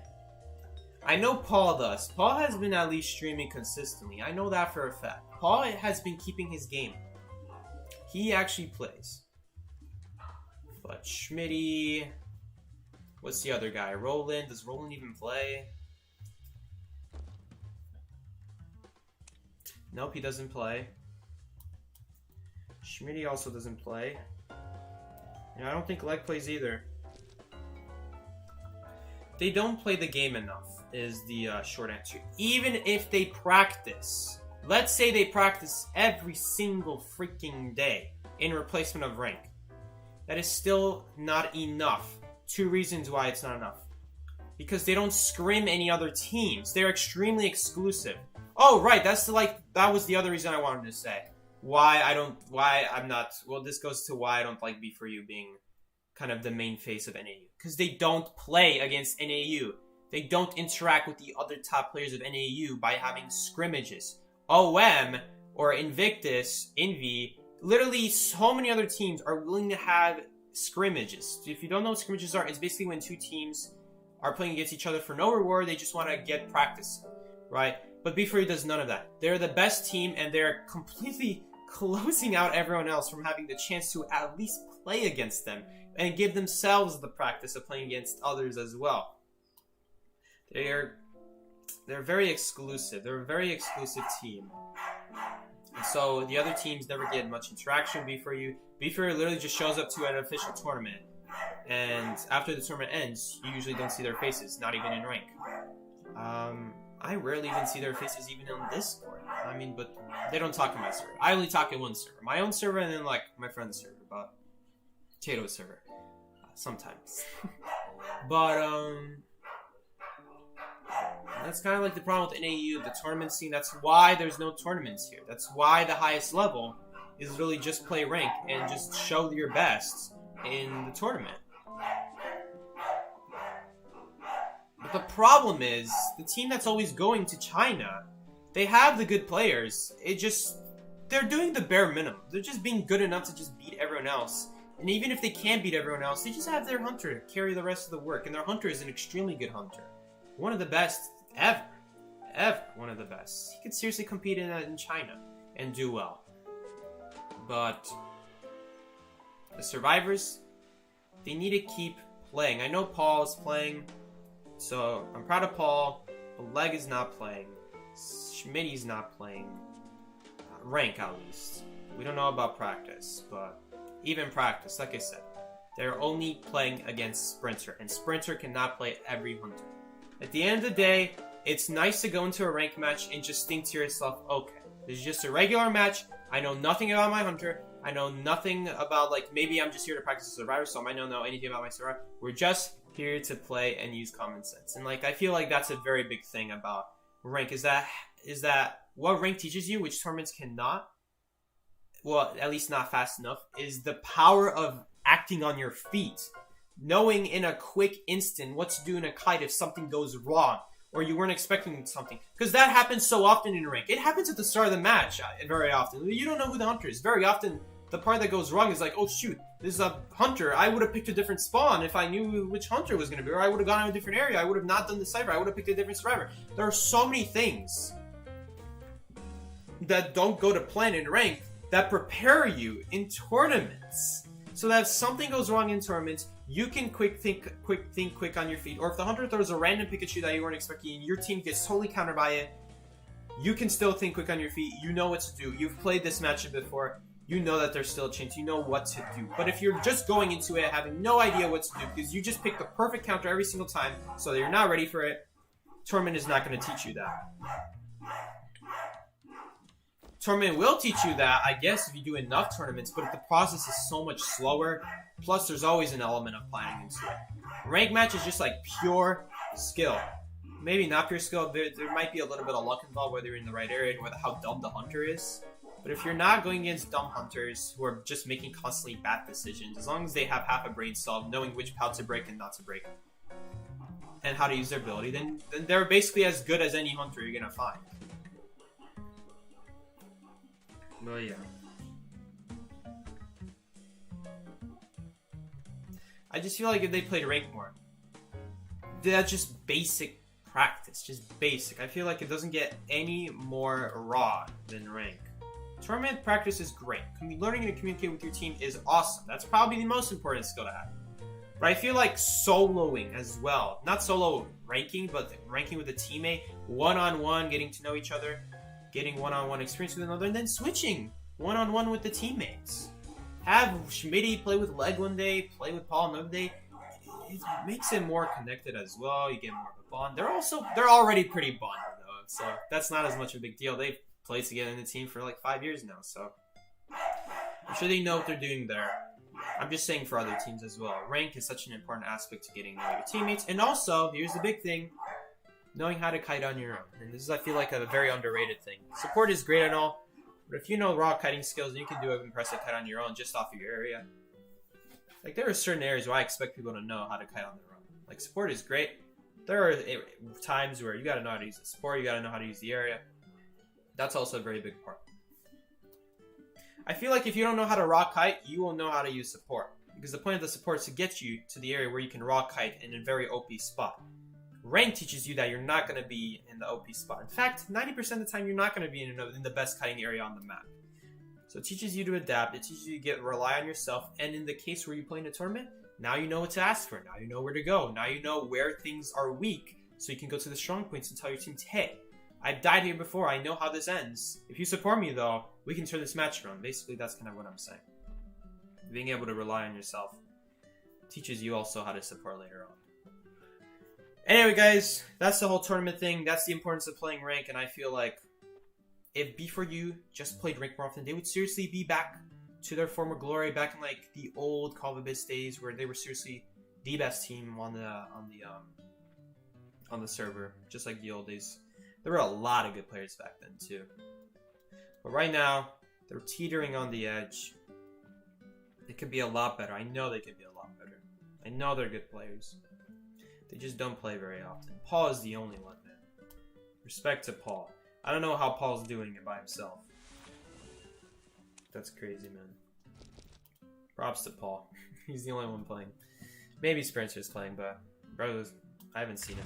Is Spencer playing? I think Spencer's playing, though. I think Spencer is playing. Anyway, this was mostly about the survivors. Wow, crazy. We actually matched Pitt, and Pitt is a top hunter. I haven't faced a top hunter in a long time.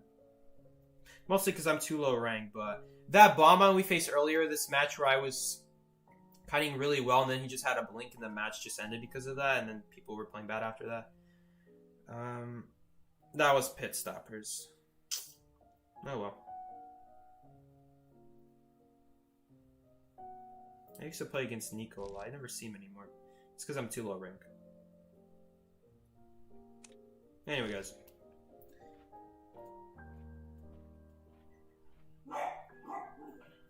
Alright, guys.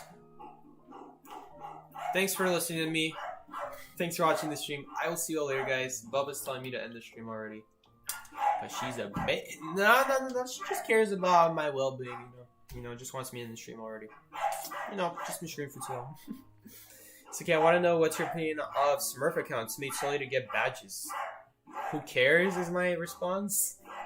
Like, who cares for other people trying to get badges? Like, badges don't mean anything. And especially to the person playing for the badge, why do you care in particular? Makes no sense to me. It doesn't really matter. Yeah, waste of time. Exactly. Miki said it best. Thank you, Miki. Waste of time. Alright, guys. I will see you all later. Take care. This has been Psyche. Peace out, everybody.